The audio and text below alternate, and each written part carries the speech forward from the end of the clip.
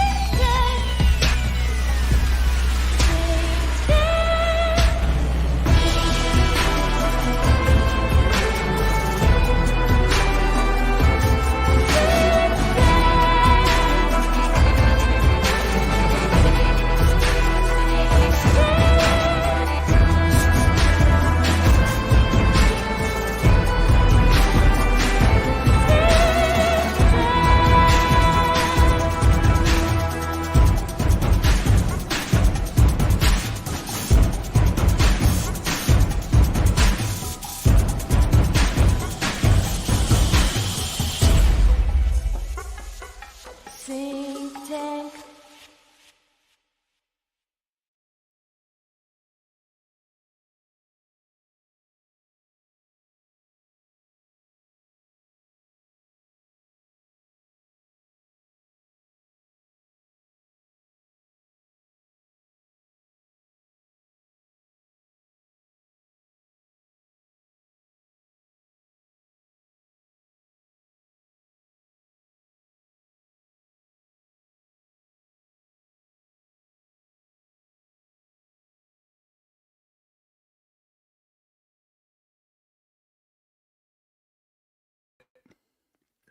Was I like able to say any of the things I said? Like, because I think I didn't even pull myself into the screen.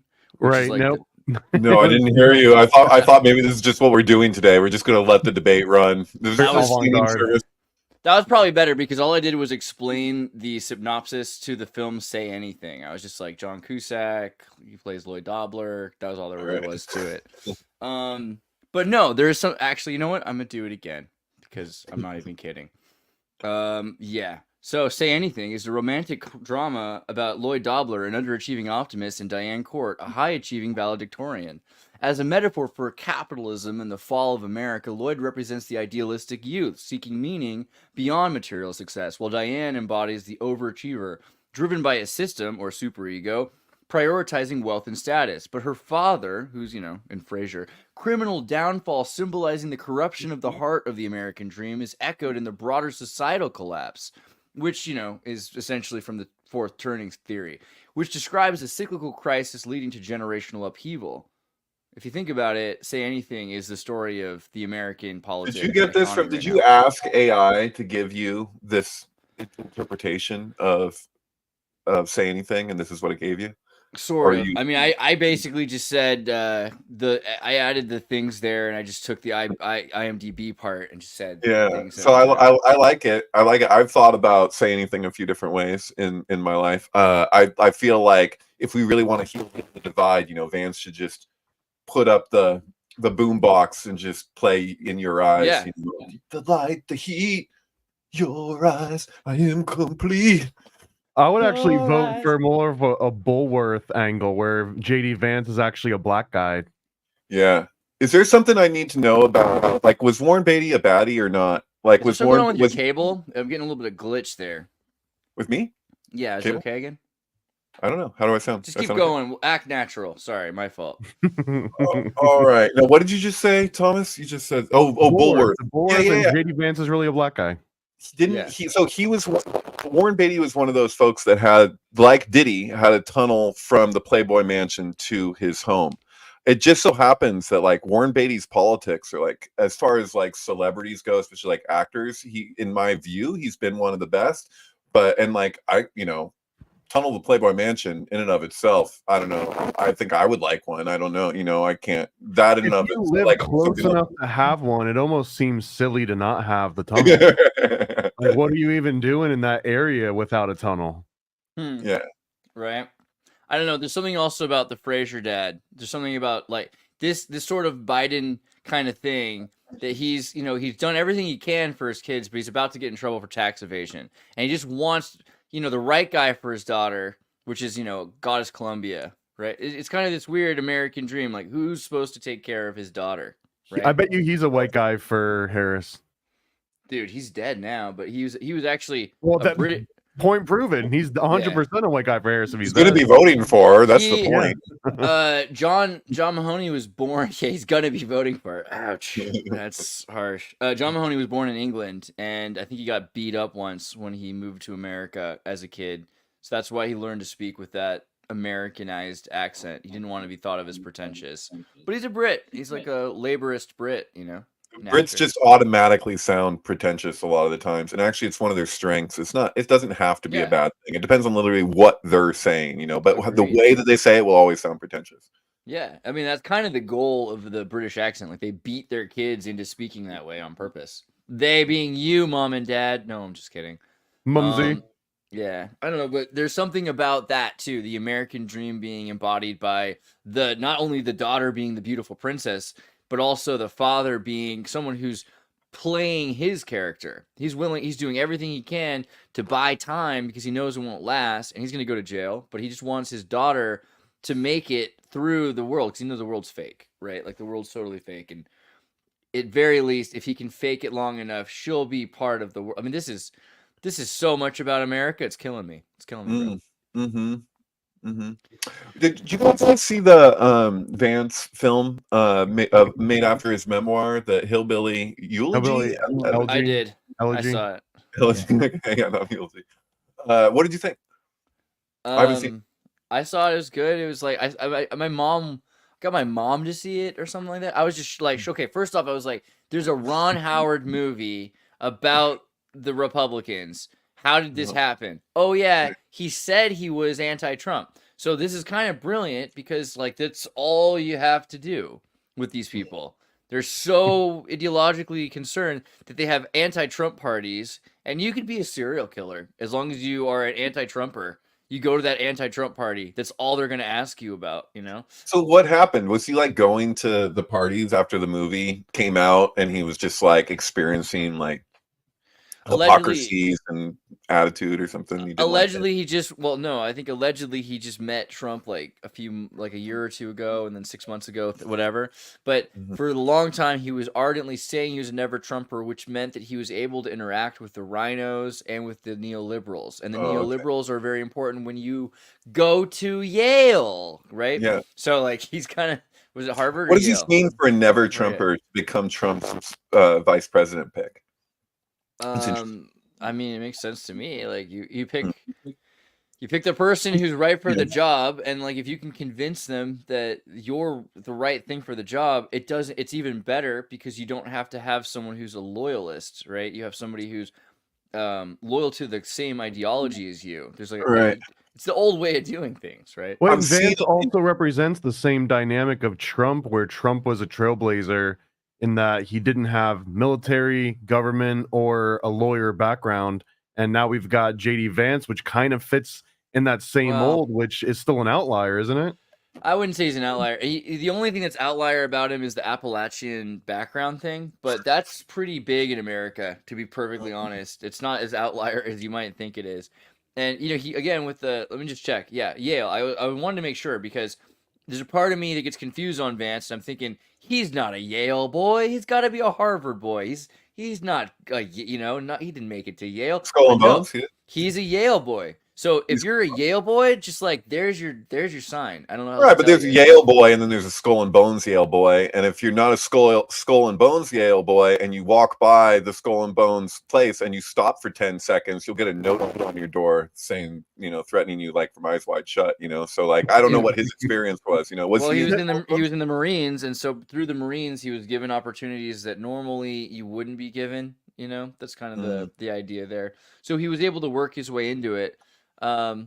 And yeah, the movie's basically about how his mom was a drug addict, and at a certain point, I think the biggest point of this movie, like if there's really like a scene that, if you were to be You're gonna say the reductionist, couch scene where he bangs that couch, aren't you? oh god, I love that part. Oh, and there's like a It's not plastic actually in the bag, and movie, is it?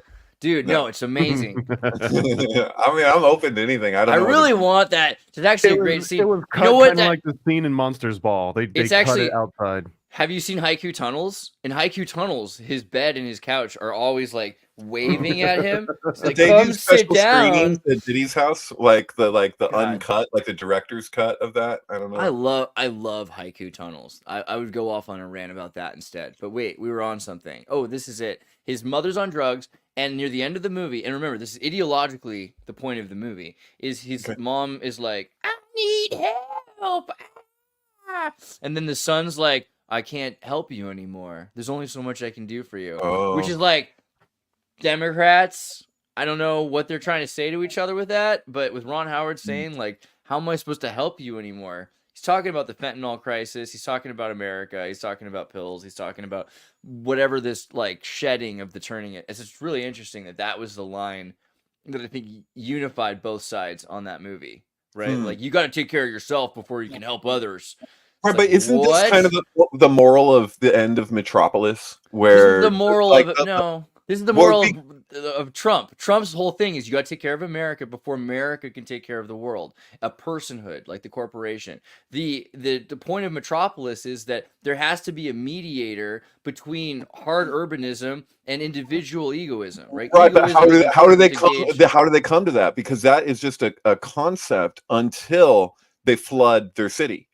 So the city gets flooded and it self-destructs. Well, not so they did it to themselves, and they're like, Yeah. why are you doing this? Like, you know, like even like the leader of the workers is just like, you destroyed your homes. What's wrong with you? And that's what. And it's also that the guy who's at the top, that his son was, you know, like down below in that world. And then when he saw that they needed a recognition of that these worlds are connected. And that's why I say it, because it's not one of those things where it's like certain things will affect us. And so it was like, you know, like the fire department before it was whatever you want to call it, socialist or whatever. Yeah. That, you know, the rich people would have their areas protected for fires. And they're like, oh, let the other places burn. But then when they realized, oh, shoot, these fires can spread to us, and if we don't take care of it, like nip it, then so it's like all these places that we're forced to acknowledge. It just feels like it's the literal opposite though, because of the fact that the Democrats, who used to be, and Republicans too. So this is the thing: a republic needs to keep a republic safe, and Social Security comes from the Republicans. But the Democrats eventually saying, well, the Democrats are the populace and they should vote for the social contracts they want. They're going to want social services. It's actually more of a leap that the left is the Democrats doing the social services.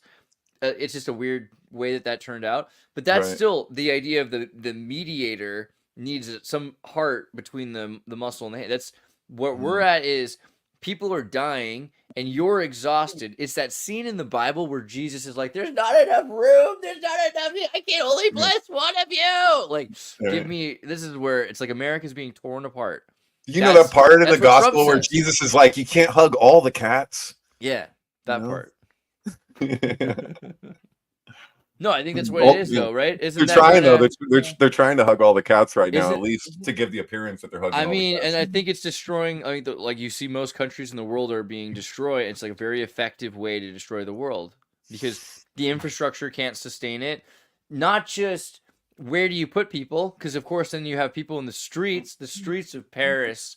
You know, people when they used to sleep in the streets of Paris, it was a good thing. Things are really different now, and they have food that's. There's not enough food, so you have to make more food. How do you make more food? Well, we can't afford to just be growing organic.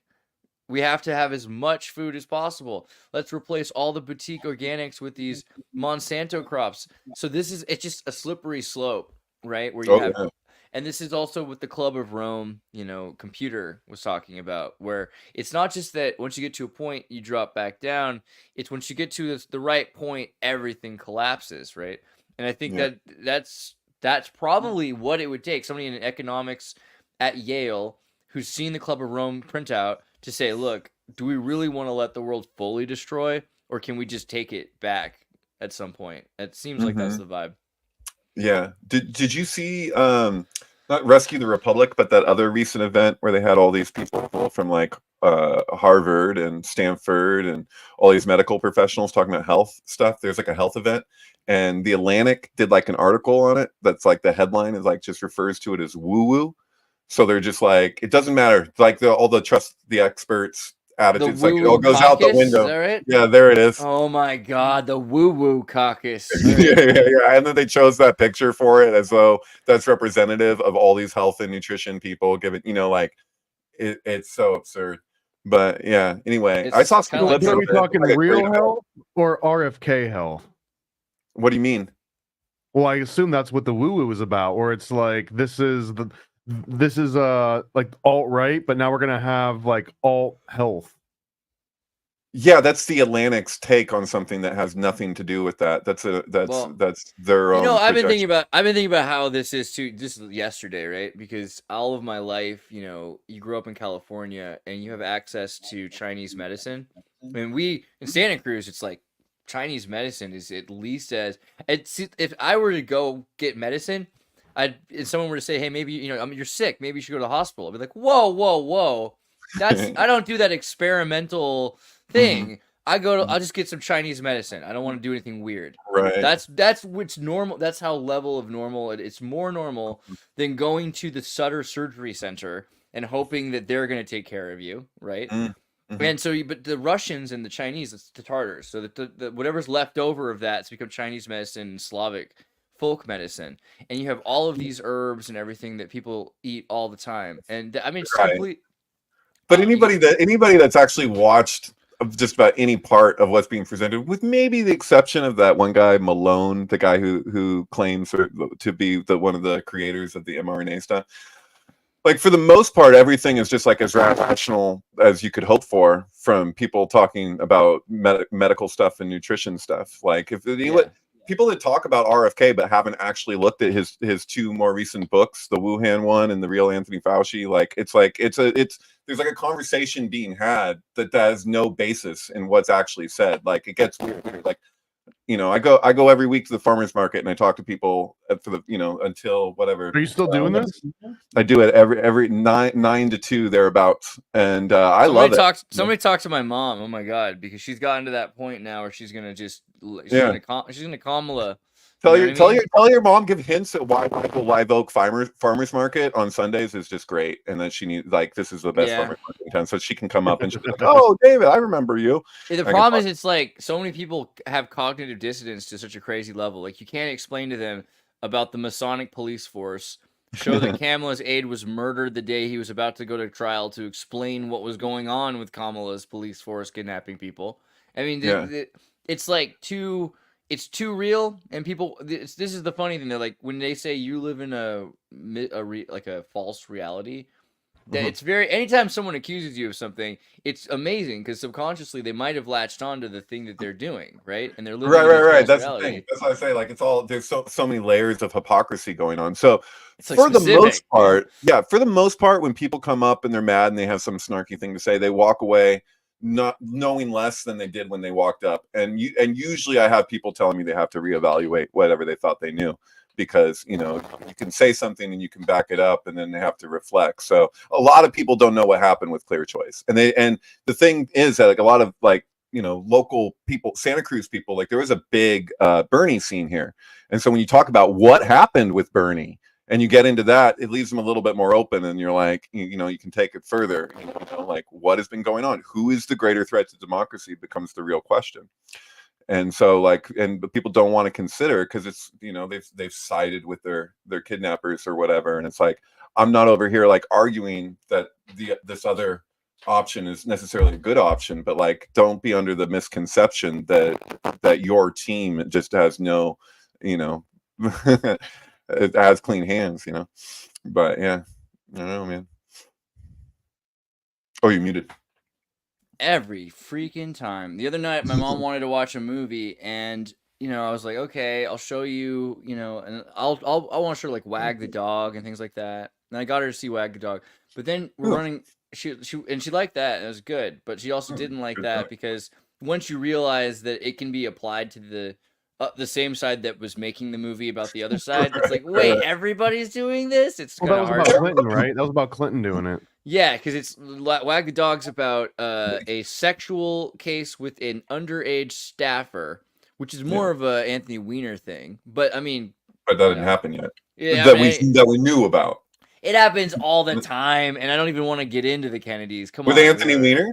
Anthony Weiner just no, I just mean with like, yeah, right. He only did it like 3 or 4 times. Come on, let's not blow it out of proportion here. No, You know but what? like, I just the wanna say I wanna Kennedys, say the Kennedys in the '80s were pretty like famous for underage staffers. It's like a joke, right? Like the Irish Catholics and the underage staffers, you know. Yeah, I just want to say while we're talking about Wiener is that one of my favorite moments of his was like when Pizzagate was the hot topic, and he was on some like I don't know if it's a morning show or he's on some news program, and he was like he just any question, it didn't matter what it was, he brought up the quote young man who went into the pizzeria and shot the floor with the shotgun that somehow destroyed the whole hard drive of Comet Ping Pong, but you know, but that he became representative of everybody that had any question about these weird ass social media posts that were scrubbed within a few days at the time, and they were weird.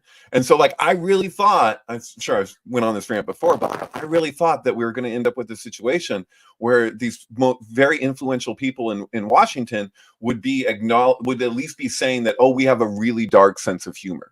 Like I thought that was where it was going to go. Like those were jokes, right?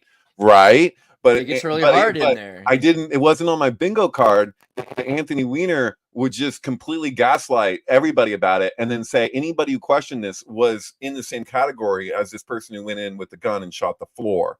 You know, like. Well, I mean, that's obviously what they do every time. It's just amazing because you think that they would give a little ground. Did have a better angle. A little ground. Just be like, yeah, I mean, you know, like taco has double entendre, you know, something. Yeah. But the movie that we ended up watching last night, which my mom was like, there's a movie I've never seen before, and I've heard that it's a rather famous movie. It's called The Breakfast Club. Oh, like, yeah. And it's, you understand, my mom's seen like 6 movies. I've shown her 5 of them. You know, she saw I think she saw the Lord of the Rings once in theater. She saw Sound of Music like multiple times. You know, she's not... She reads Dostoevsky. She's not into and she's not from the Gen X kids, right? This is in between both our generations. It's pretty hard. But there's something deep about Breakfast Club.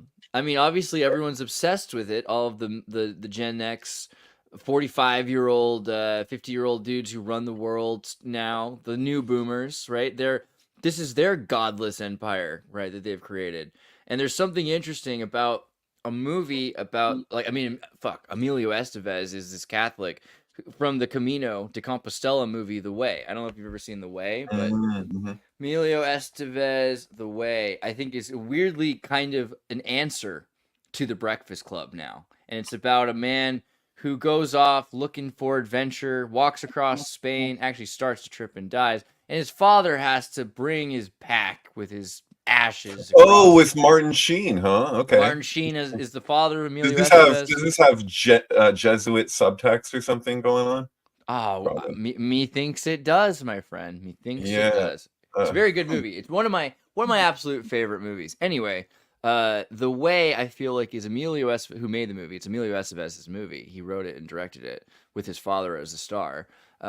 This movie is very much about The Breakfast Club, because The Breakfast Club is the story of Dante's Inferno. One of the chapters is the purgatory of these people who have not been redeemed by God.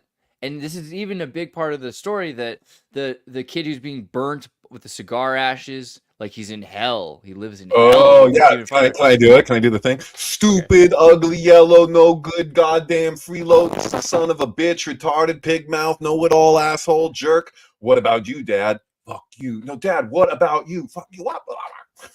I don't believe a word about it. It's all part of his image. And what's he wearing? What's he wearing the whole time? What does it say? Not saved. Not saved. And my mom pulled this out too. She's like, "Oh my god, he's got even." She's like, "Wow, these people, this town doesn't get subtext, right? They had to put not saved right there so people get what's going on." You know Like, what? That's good true job, for Mom. John Hughes movies in general, is that they tend to contain real subtext. That's, and also just like that these are all different people, and then they see their commonality. So that's the surface level moral of Breakfast Club. But you're right. There's more levels beyond the obvious. Yeah. Yeah, something that hit me with it. I saw even career opportunities. It doesn't matter what. If it's John Hughes, there's something else going on there. So what is career opportunities about? Because career opportunities is sort of like, on one hand, the unmagical mannequin, and on the other hand, it's the great working. It's like the Aleister Crowley mannequin movie, right? What is it, more or less than mannequin? I can't tell. But does anyone know what we're talking about? Career opportunities. You're referring to Jennifer Connelly's role is very mannequin-like. Is that what you're saying, or the whole movie, dude? Because the whole movie is about a guy who takes over night watch at a mall, right? And he's got this girl who is kind of the mannequin character because she's trying to become a real person. She's got a Pinocchio complex. The whole movie that her father doesn't take her seriously, and she's now becoming a woman. She's becoming a real woman, right? So she used to be just a kid, and now she has boobs, and she can still sit and play and get a quarter to put into the horse from all the boys because now her boobs will bounce, right? She's got a power. I can watch that scene forever when she's just on that horse. Sorry, it's true. Great movie. It's true. It's great. But that was like the selling point, but for the movie. But I guess my point is that there's something to be said for like that. This guy is just this kind of like, he lies all the time. He's a compulsive liar, the main character. Yeah. And so then he's put into a situation where he starts to do his normal thing, but he has to grow up. It's a coming of age story for what's the name of that other actor? I forget his name. It's Swimming with Sharks guy. Yeah. Whatever it is. Yeah. Kids. What's his name? Whatever. But I'll get it for you. It's no, it's wrong. Swing Kids actor. Yeah, Frank Whaley. But it's a movie about like coming to reality that he has to be honest with other people, and part of it is his compulsive line is that he wants to be dishonest with himself because he prefers this alternate reality. Yeah, and so he's got his alternative facts, and then he has to like come to terms with like, wait a minute, what am I really? Yeah, it's a humility movie, and it takes her to break the inertia that he's in, that he but just. It's not always his fault. It's like. So John Candy interviews him for a job at the mall, thinks he's this other guy, offers him a $50,000 a year salary, and it's a big deal at the time, and he's going to take it. Then they get the call and realize he's not the guy. But he didn't really, he plays along to be polite, but he didn't make up the character, right? So I feel like that's another thing is a lot of the time these are the characters that the world around him are expecting of him, and he's a child trying to find his way in the world. And the fact that at night they have this, the mall again with this consumerism, and it's the fall of this 88, 89. It's the fall of the Soviet Union. It's the conquering of the world. It's right after the war. Germany is won. That's what the United States is like. The United States has stolen all of the resources from the Soviet Union, has got slave wages, labor making their toys in China. Yeah. The 90s is crazy, right? And this is the peak moment, 89, because Japan has just collapsed in economy. Oh, that's it. That's why. Isn't he? I'm sorry if I'm loud, but isn't that he doesn't he work at Target? Yeah, he works at what Target.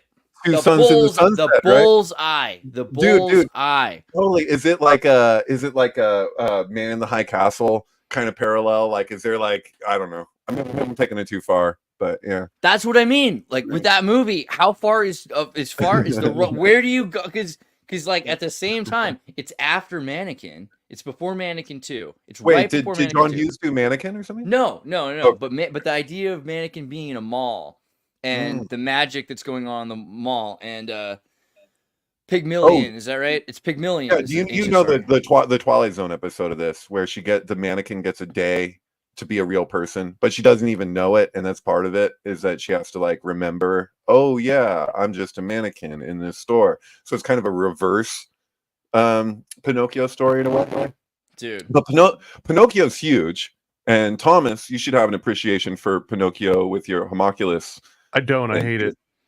Do you really? The story itself of I think Pinocchio? you're just being catty. I'm not talking about Disney. I'm just talking about like actually That's Guillermo a del Catholic Toro's Pinocchio catechism was thing. pretty good. That's like a That was Catholic pretty good. catechism thing. Like if a teacher tells you, like, "Oh, you're really going to appreciate this," trying to get you into it, you're just like, "No, no, Sister Hell, no." Sorry. Yeah. Well, I'm just saying that Kubrick was obsessed with Pinocchio, and Mark Leclerc told me that he was obsessed with Pinocchio, and I rolled my eyes at it a little bit. And then I came to find out in years that followed, no, Kubrick was straight up obsessed with Pinocchio. And 2001: A Space Odyssey and AI in particular, those are Pinocchio. AI, and then how it relates kabbalistically. And I watched a talk from a rabbi about Kubrick's fixation on Pinocchio and how it relates to Kabbalah, and it kind of blew my mind. I mean, the fact that he was trying to make artificial intelligence was clearly about Pinocchio, right? There's another really cool political bend to Pinocchio too, because Pinocchio was essentially like a revolutionary, like Italian, like nationalist story, because they were literally sending kids off to work and grinding them down into nothing.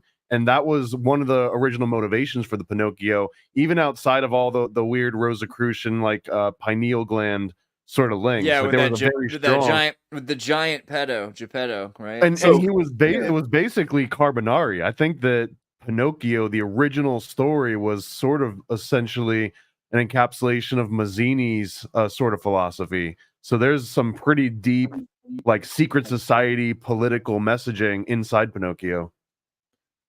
Yeah, totally. Was it, there was the Tom Hanks Pinocchio that came out like around the Disney The best one. By far. You're joking, right? By far the best one. You've seen it? I can't watch that. Yeah, no, it was really bad. I actually never watched it. I mean, I couldn't bring myself to watch that one, and I saw the Guillermo one in the same week. So Guillermo del Toro's one took years, and that one, the Disney one, took months.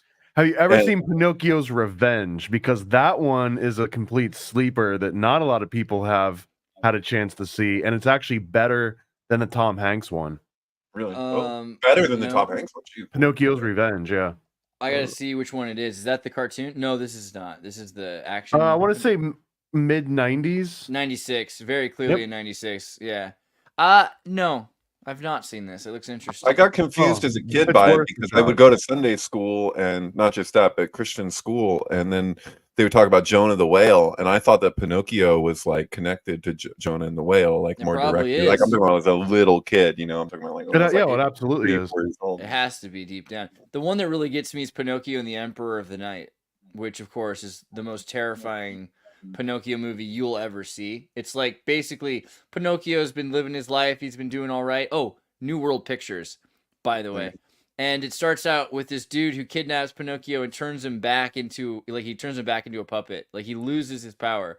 And I remember thinking like, oh no, that Helter Skelter would be like the most horrible possible thing. You've been through all of that, and then you're brought right back to where you started. This movie was freaking nuts. I don't know. And it's sort of flips the whole premise of Pinocchio upside down, because there's a Rosicrucian, maybe Freemasonic element to Pinocchio. No, really? Well, I mean, yeah, clearly, right? But if you if you take that spirit back out of Pinocchio, it completely undoes that whole premise of like having that divine spark added to you, unless this Pinocchio version is literally, like some sort of satanic cult stealing his soul away until he can regain it back again. Is the joke that like the Stromboli Theater has Doric columns? Like what am I missing here with the it's not it? Okay. Kubrick stressed that that what he was going for with AI and HAL and all of that is not the same thing, but it corresponds. So it's an externalized version of what was being pointed to with the homunculus. So like I have this written down, direct quote from Kubrick on the original script or screenplay proposals for AI. So he talks himself, like, so we haven't always record. I think it was with Patrick Speck from years ago, where we were speculating on Kubrick being hip to a Met becoming Met. So you have truth versus death in Hebrew being written on the head of the homunculus. So you know all about this, I'm sure, Thomas. But yeah, they would write a Met to bring it to life, and then we're done with it. They would change it to Met, so it'd go from truth to death, right? But so this is relatable to like what you just said about this other Pinocchio film, because that's kind of how it goes. Like it's like we kind of treat it that like, oh, now he wanted to be a real boy, now he's a real boy, you know, and they lived happily ever after. That's not the actual folklore. The folklore is that when you're done with it, when it's done its job, then you're like, okay, see ya. And you just remove that letter. There needs to be more homunculus decodes of, say, like Small Soldiers. You ever seen Small Soldiers? Yeah, I I was feel just like thinking about that one Small Soldiers needs yesterday. more of a break. You saw it yesterday? What? Yeah. Well, I love Small Soldiers. I've been thinking about it. I was just It was thinking just like about the it. monthly watching. So like I was explaining to somebody who doesn't understand America very well, and because I'd made some joke. I was talking about going to Europe and how, you know, the Germans, like, we kind of didn't want them to take our propaganda that seriously. Like, we knew that their propaganda was a joke. Why did they take ours so seriously? We just wanted Germany to sit down, not like turn and keep marching. You know, that's kind of the vibe. And you can make a joke about like, oh my God, this is like, where's the train taking me? You know, and like, and all of a sudden a German will get upset because like they reference the train to a thing, and you could say Hail Eris, and they're gonna think you're talking about Heil this, and like it's crazy how Germans are so preoccupied with the propaganda that we made, and trying to explain to them like, look, it's different for you. Like, what's illegal to you is the Hogan's Heroes sitcom to me, right? I mean, but like, this this makes accent sense, is though. making me laugh right now. It is a funny accent because we beat you. You know, it's like we own you. It's just, and you don't have to take it so seriously. I forget why this mattered. Oh, because Small Soldiers. Because Small Soldiers is about how we do things. Where a toy company gets purchased by a military industrial complex, which makes the most sense because that way you can guarantee sales while you're working on your cool project. No, that's practically a true story. It's a completely true story. And then the other part where, okay, well, we have a brand new chip. So last season's chip is now not the chip we're going to be using for rockets, but we have 10 million of them. What can we do with them? Can we make them say mama? Like, this is, of course, what toy companies are going to do. So it's an incredibly powerful scene. Isn't it weird that, like, or maybe it's not that weird, but that like young girls, the programming that they get, that they all talk about, the Disney and everything, is all around marriage. That when you get older and you get married, and it's like all this investment, and it's like the ideal for girls. It's like kind of like the same thing what the military is for boys. So like young boys, I don't know what your experience was, but like being bombarded with a lot of military stuff all over the place. And it goes well beyond like just G.I. Joe or whatever. But like that was the programming. It's more than conditioning. It's programming. And a gentleman and an officer and a gentleman, right? Like, how old were you when you saw that? Like 6? I feel like that's pretty young.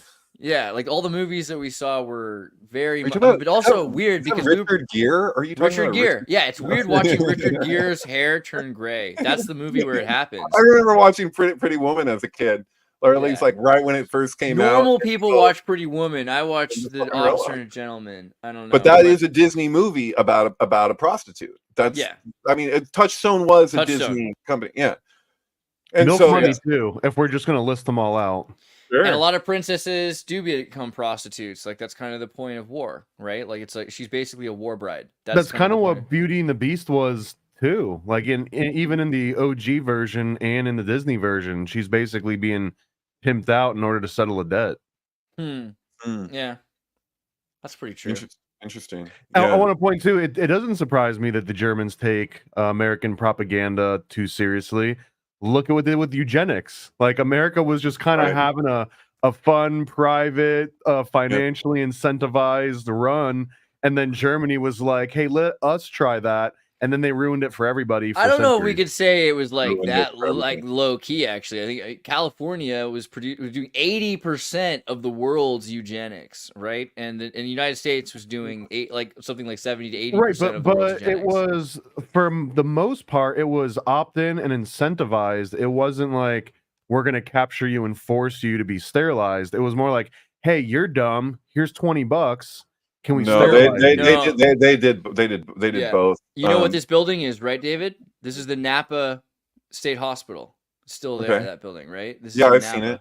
Yeah. But when I went to do Boston out there, I saw it in Harbin. Yeah. And these are the kinds of posters that existed. What year is this? I'm sorry, this is 1930s, but this is essentially before the Nazis in California released the stranglehold of hereditary diseases and unfitness. And look at this, they're cutting down this weed that's growing on your family tree.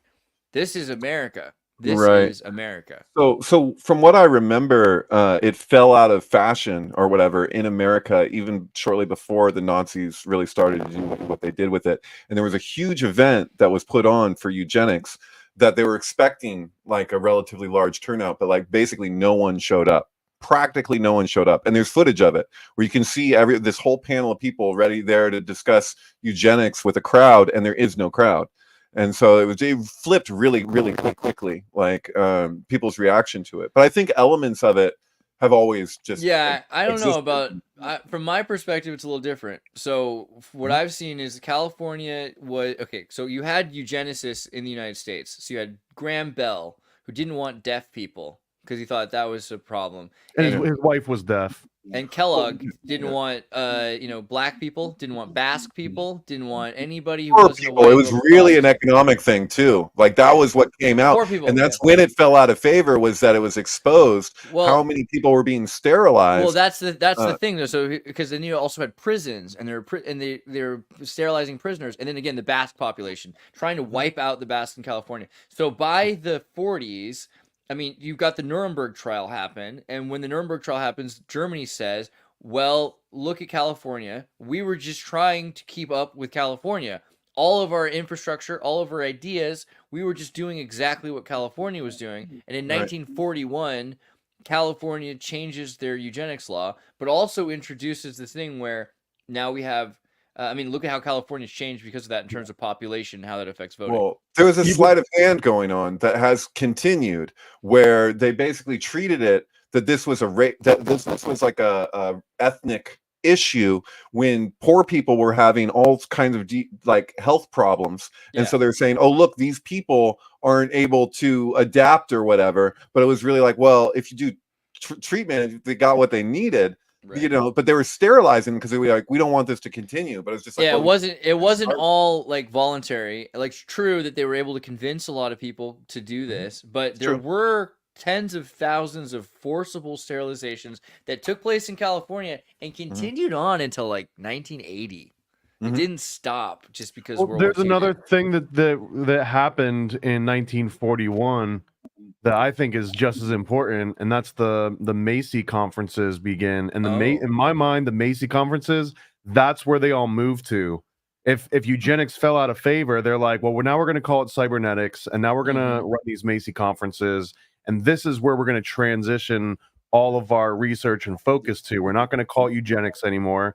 The American Breeders Association ends up not being called that. They changed the name of the Breeders Association too, which was one of the original eugenic organizations in America. But these Macy conferences, pretty much in everything but name, continues on the same style of meetings. That, and also the Huxley Foundation of all, they also kind of carry that torch. Even during World War II and after World War II, the Huxley Foundation continues all the eugenics research that originally sort of helped inspire Germany. So, yeah, we did it.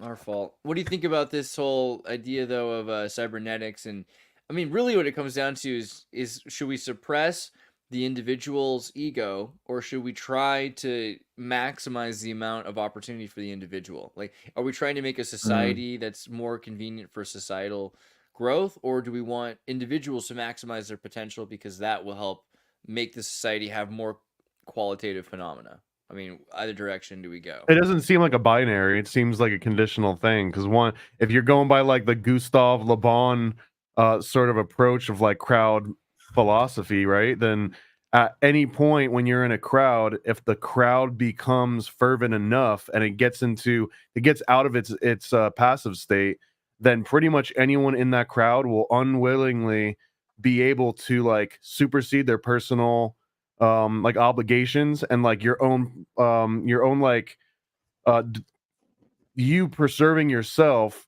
All of a sudden the needs of the group and the needs of the community that you're in will take priority over that, even to a point where it's no longer rational. But if you remove someone from the group, that pretty much goes away immediately. But you can't, like, it's those two questions you answer differently depending on whether you're currently in a group at that moment or you're not in a group. Right. Are we so we're touching on something like corporatism? When you look at like wasn't that so like Mussolini, like that was corporatism, but that was a certain version of corporatism. And he cites Gustave Le Bon directly. I mean, I Mussolini think did. Totally. Mussolini was still. So this is the funny thing. Like people throw around the word fascist all the time, but maybe 1600s Austro-Hungary was fascist because you have, especially the 19th century, the end of the Prussian Confederacy. With the end of the Confederacy of the Germanic Confederacy, there was a push towards the empire, the Weimar Republic, right? And a republic, in a lot of ways, has a centralization of power. So you look at federalism, and it's really hard to make a distinction to me between fascism and federalism. If you look at the United States, the federalist government has all of the same qualities as a fascist government, even to the extent of owning the Philippines, right? The main difference is it's taxpayers that are a corporation that are owning other taxpayers. That's the main change. But what really separates it is once it gets into modern fascism, because Mussolini was thinking, well, we should allow for people to create free enterprises and guild law. And so this is a really old idea, is that guilds create themselves. They choose who can be part of them. They become a social thing similar to a family that has generational wealth. So corporatism kind of emerges from that. But I wouldn't say Italian corporatism is the same as, like, really when we're talking about the Third Reich, that's corporatism. That's fundamentally and you can see why it destroyed them, because that's why I thought that was more. Is that not socialism? No, well, socialism. So it's socialism in the same way that in 2008 George Bush gave a bunch of money to the car companies, but it's not like it's what it is it's like you have corporations that are chartered towards goals. When GM got bailed out, that would be an example of socialism, would it not? Well, corporatism, socialism isn't. It's not a they're not mutually exclusive. You can have socialism with corporatism. Corporatism is really the idea of. It's very similar to what is a Soviet. A Soviet is a corporation, but it's not a political body that has hierarchy. You have these special interests, but they get a certain amount of autonomy that's not just total liberalism. Right. Yeah. So the individual is allowed to combine. What would you say to become an amalgamation individual, and that could be in some civilizations a clan. In some civilizations, it can be a religious intelligentsia. It becomes a Soviet, and a Soviet is a horizontal. Right. Well, this kind of participation of people that are let's say a bunch of people are in a knitting circle and they all are connected to the idea of making sweaters. They create a Soviet, but there's no hierarchy. But then there's a corporation, and a corporate guild has hierarchy, has a grand master, has entered apprentices. The Masonic law is essentially corporate law. So how do you work with groups like that? That's really where Germany thrived. They were able to do that up until it destroyed them. Well, up until everything went into the military. Everything went into the military. That's what we're doing right now. That's the thing. It created the military-industrial complex, which took over the world. Right. Because it empowered corporations to have direct power from the states. Right. Right. Thank you.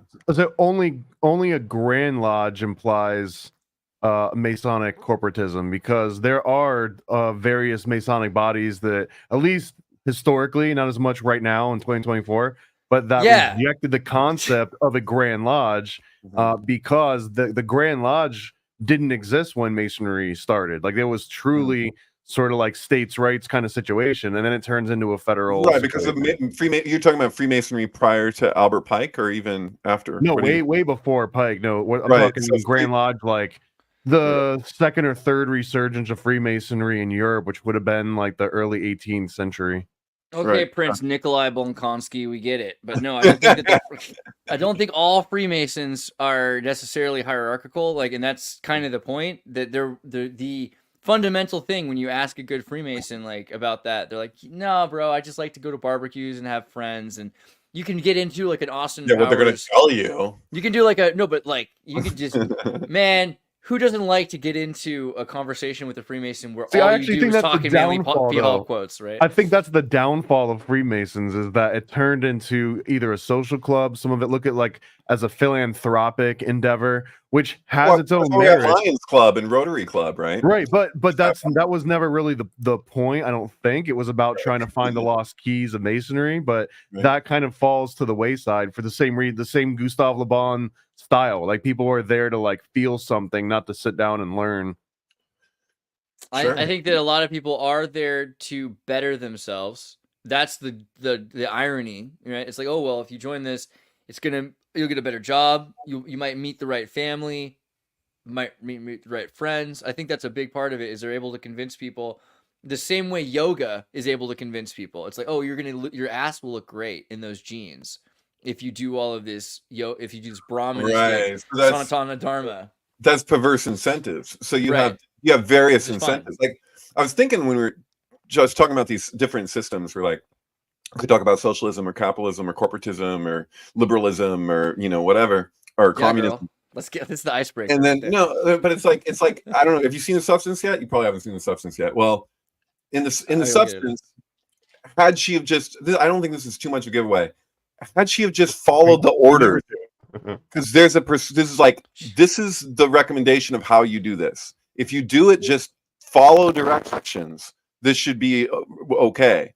But they just can't follow the directions, and that's what people do. I'm sorry, I'm kind of being basic right now, but no, I mean, like, I'm trying to get into that level of like, is it Eichmann? What do you mean? Like, just following orders is very relevant to this conversation. No, when I say follow instructions, I know, but I'm just taking it to the next logical conclusion. Let's say someone's doing a giant alchemical ritual, and they have a bunch of pieces that are trying to just follow orders. You know, and you got to get a little skin in the game. Totally, that's the thing, and that's the thing with like Melancholia. Is that it reaches a certain point in the alchemical sense. The film too, because it's showing it. But you have a point where this is ancient people, well, relatively ancient, so take it how you will, but they reach a certain point and they say the rest is just child's play and women's work, which means it's all work, ritual up to a point, and then it reaches kind of a certain gravity where it's like something takes over, and you're like, well, now, and what it's supposed to mean is that this requires your will, your assertion of your will. But then there comes a point where there's the larger will, the natural order,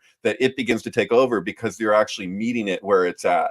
And so like you'll see that even in like Patanjali in the description of like the levels of samadhi, is that there's a certain point where like you say dharma meg samadhi is cloud pouring virtue. It's like where you've taken your discriminative intellect to such a level that it's not requiring any more work in the usual sense of you, because it becomes the work of nature. So it becomes a natural, you're allowing for a natural process to take place, even though all yoga up until that point is essentially against nature, because it's against your own inclinations, you're not your own proclivities. Dude, yoga is basically cybernetics. Dude, there's absolutely a eugenic feel to yoga in many different ways, especially the way that what culture is done with it, especially like Western culture and our treatment of it, because it wasn't until Theosophy that Americans and just the West, Europe, got exposed to real Indian philosophy. And so that was the first opening of it. The first time when America really got interested in Eastern philosophy was with Ram Dass's Be Here Now.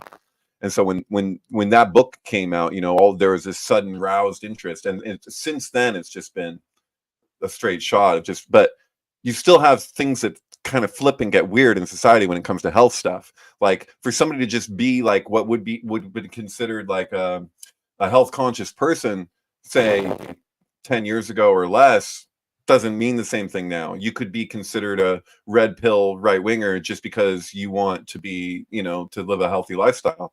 It's crazy. You could be like you could be able to not enjoy a video game now. It makes you a bad person. Right. Louisiana, speaking of genocide and eugenics, Louisiana's new abortion pill goes into effect and it's already impacting care. Doctors say this is kind of interesting because we talked about this in the past, the idea of abortion and this pendulum swinging, and that some states are going to maybe, make it illegal, and how that will probably lead to drugs. Like obviously a pharmaceutical company, they can just buy them online. So, but they're going to actually say it's a $5,000 and a 5-year in prison, which is not quite as bad as murder, by the way, let's be honest. But for possession of the drugs with the prescription, for what do you think about this? I mean, I've been this is saying this for years, dude. I've been saying this for this is years. weird to me because I was just at Christmas in Louisiana and it's a ghost town. There's not a lot of people left. There's a few people on meth. There's a lot of nerve damage in the soil. You know, I was talking to Rob Dew from InfoWars. We were talking about like a good music scene is all that's left because there's so much less going on than ever before in New Orleans. But you get out of New Orleans and it's just desolate. It's horrifying. All the pecan trees are dead, you know, and yeah, there's no one. They're not producing babies, right? So Right. Well, even just beyond Louisiana, just the issues that Sure. are arising with like the way that this is all pitched in our treatment towards abortion, like abortion pills is like the future of abortion. So that's the part that I've been saying for years. I'm like, Right, this totally. is like the big elephant in the room, and you know, our treatment of it, you know. Oh god, what the hell are the sound device weapons that they use for crowd control? I'm Active blanking on the denial actual syndrome, name for them. What are ADS. they called? ADS, active denial. It's called Share, and it's just, do you believe in life after love? But I'm Active- just thinking that Really loud. Active denial system is the you know, Yeah, they did it at direct Just- energy no, not- weapons, heat what- rays, and you know. oh, are you not I'm talking saying about direct energy? this seems like this would be the next evolution of abortion technology. Oh yeah, shit. yeah. There's definitely easily for sure.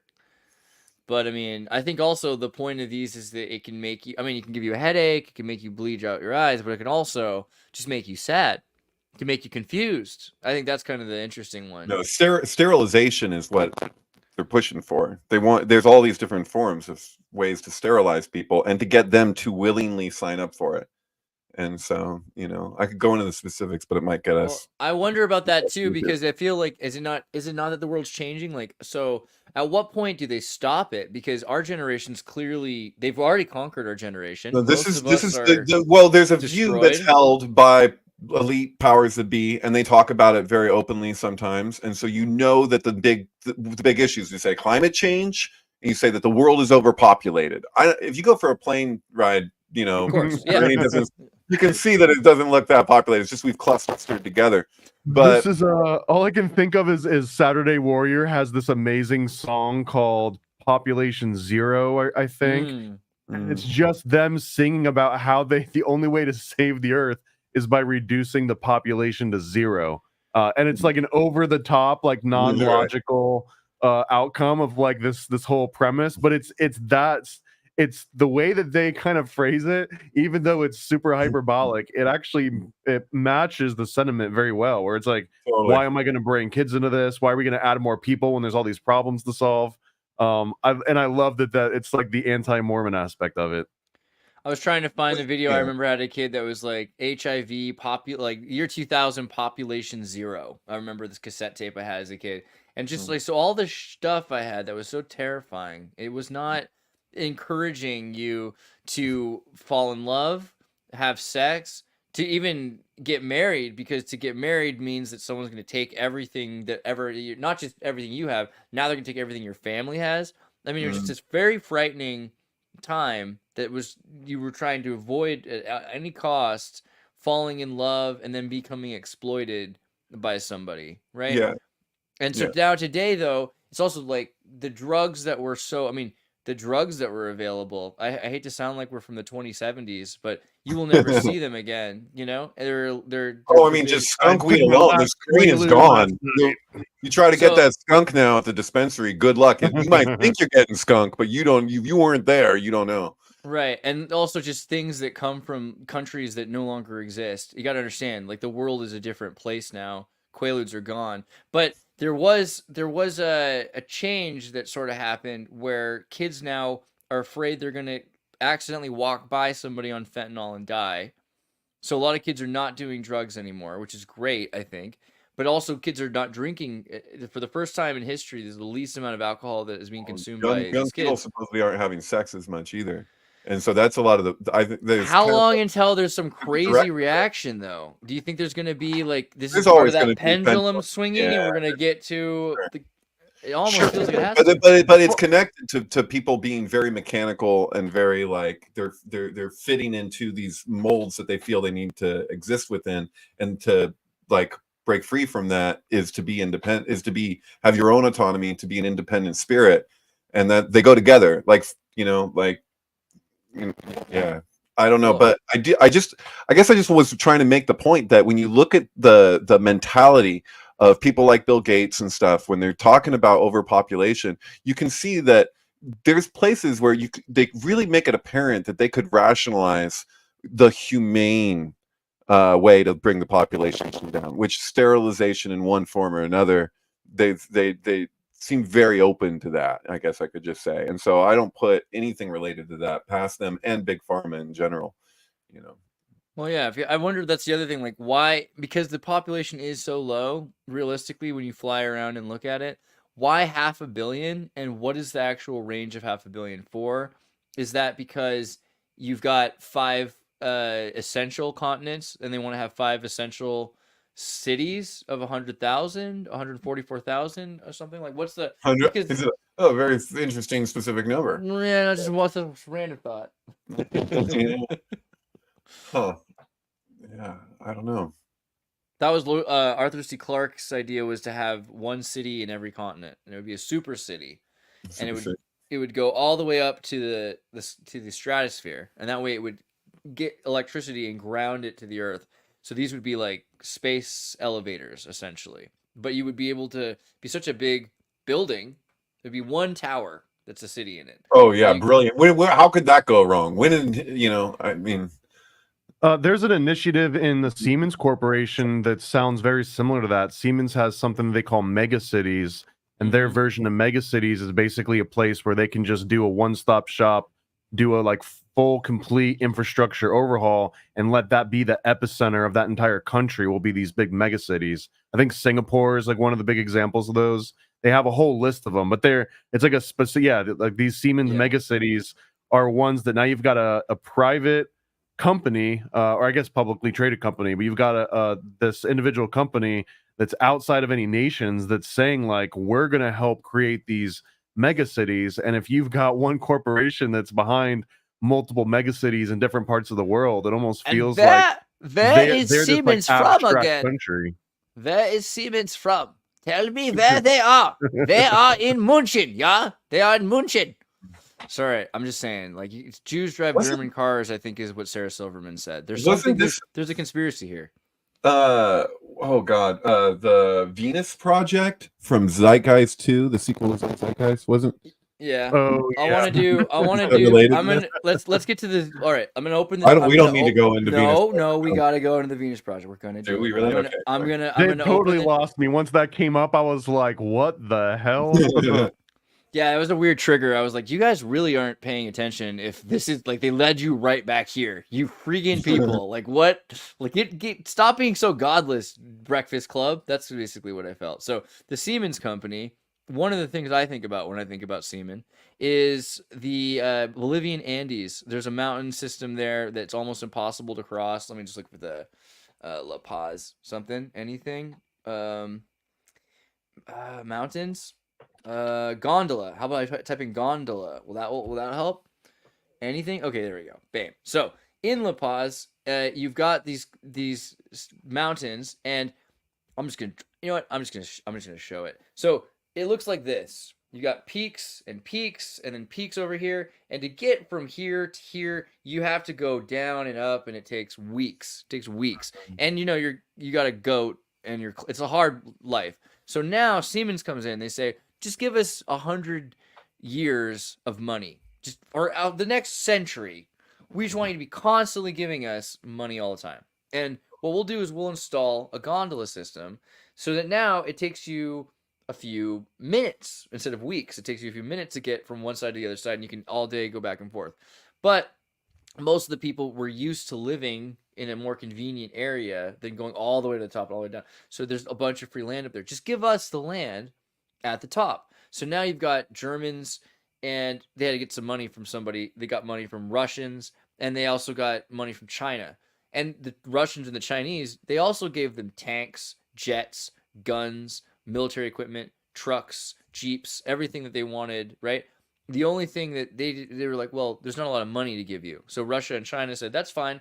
Just let us move in 1 million people each.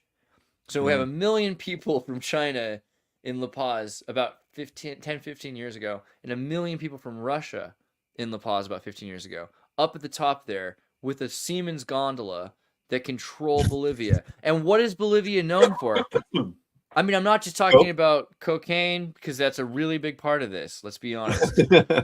But there's also the gold and the copper and the metals and every other resource that Russia and China would want. But yeah, the idea that there's some families that move their way into the richest natural resources exist in Africa, and they're the least expensive globally for places like the United States to invest in.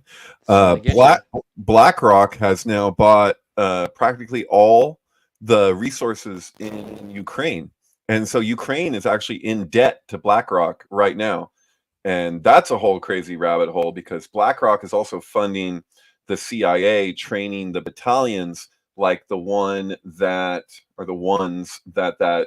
recent guy who tried to shoot Trump was getting people to sign up for, and he was looking for people from Afghanistan. This is wild. Zelensky, BlackRock CEO Fink agree to coordinate Ukraine investment. Yeah. Does anybody pay attention to anything? What the friggin' heck? Are you kidding me? Right. This is out of control. Oh, this is this is the smokingest gun since Alec Baldwin. This is out of Thank you. Yeah. Yeah. And so there was a guy who freaking out. Who wrote this book. He was in charge in Afghanistan of giving people visas. And he had people from above him like basically making him give people visas that were like basically Al-Qaeda and like, you know, literal like known terrorists for the United States from Afghanistan. So they were just like, and so he wrote a book in 2017 about it. I have to find the name of that again, but it's super connected to all this because, you know, that's what they were doing, or what they are doing with these battalions being brought into Ukraine. So you literally have like people from Afghanistan like set to fight Russia in like an infantry. And so yeah, it's pretty nuts. And so this is basically like let's say you've done this before, right? You know how to put a 24-hour fitness in a Starbucks in Iraq. This isn't that different. This is just like the next movie, right? You make a little movie, and then you make a big movie, and the Ukraine is the bigger movie. Is that what's going on here? Because this is crazy. It's gonna be $500 billion investment, and they're gonna own the Ukraine, and it's gonna be right next to Russia. This is so much more. I was almost over it. I was almost over the Ukraine. It's all strategic and planned, and you can see John McCain and Lindsey Graham like visit.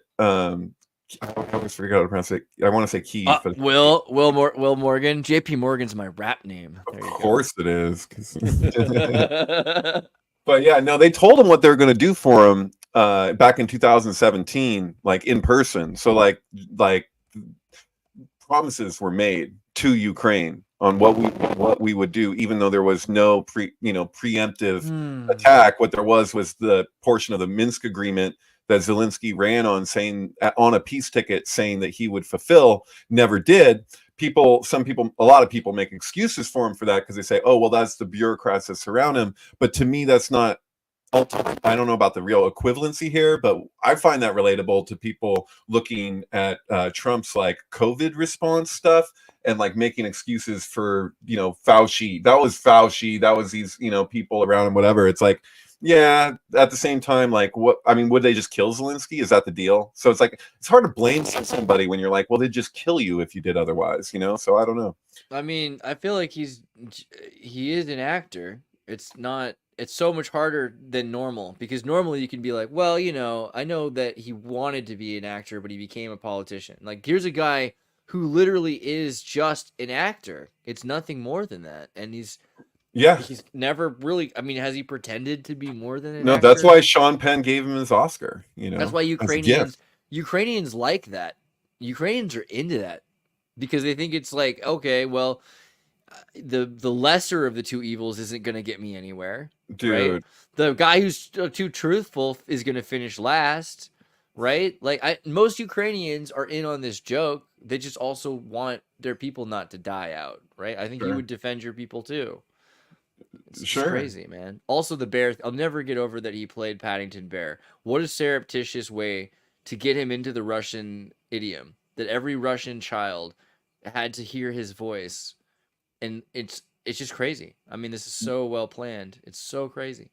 Yeah, absolutely.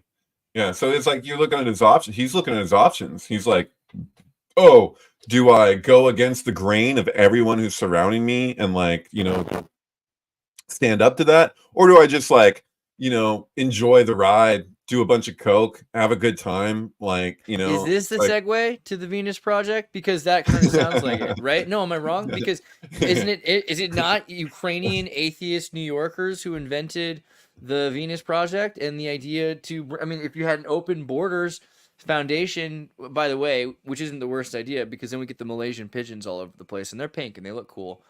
There's nothing wrong with the Venus Project, right? This is just a fascist woke dictatorship.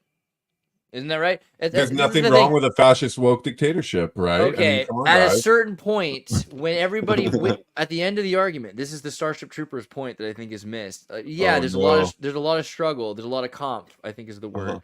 But at a certain point, if they win their battle, isn't everything supposed to be just as utopian, happy ever after? It's supposed to be, but there's variables. It's that other tree in the garden, I mean, this is the thing I think that we should process more.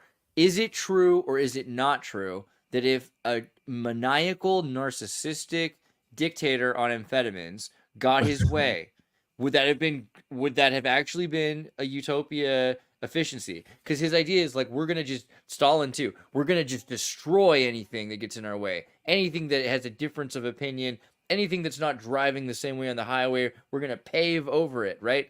But would that Well, would you're it have describing resulted something in a that's utopia? happening now, and it's coming from the billion-dollar DNC super PAC called Me? I don't know. What do you think? I feel like I we think shouldn't hold the sins of flawed humans against meth. the hubris to Like, let's not throw the meth out with the bathwater here. Okay. I think it's concerning that we think that the issues are that people have a struggle and that after the struggle, it probably would have been peaceful. That's kind of crazy to think. And I think that Philip K. Dick did a pretty good job of exemplifying why that's not true. That there would basically, the further you go into that strictness, the less it works. The only thing that seems to work is the chaos.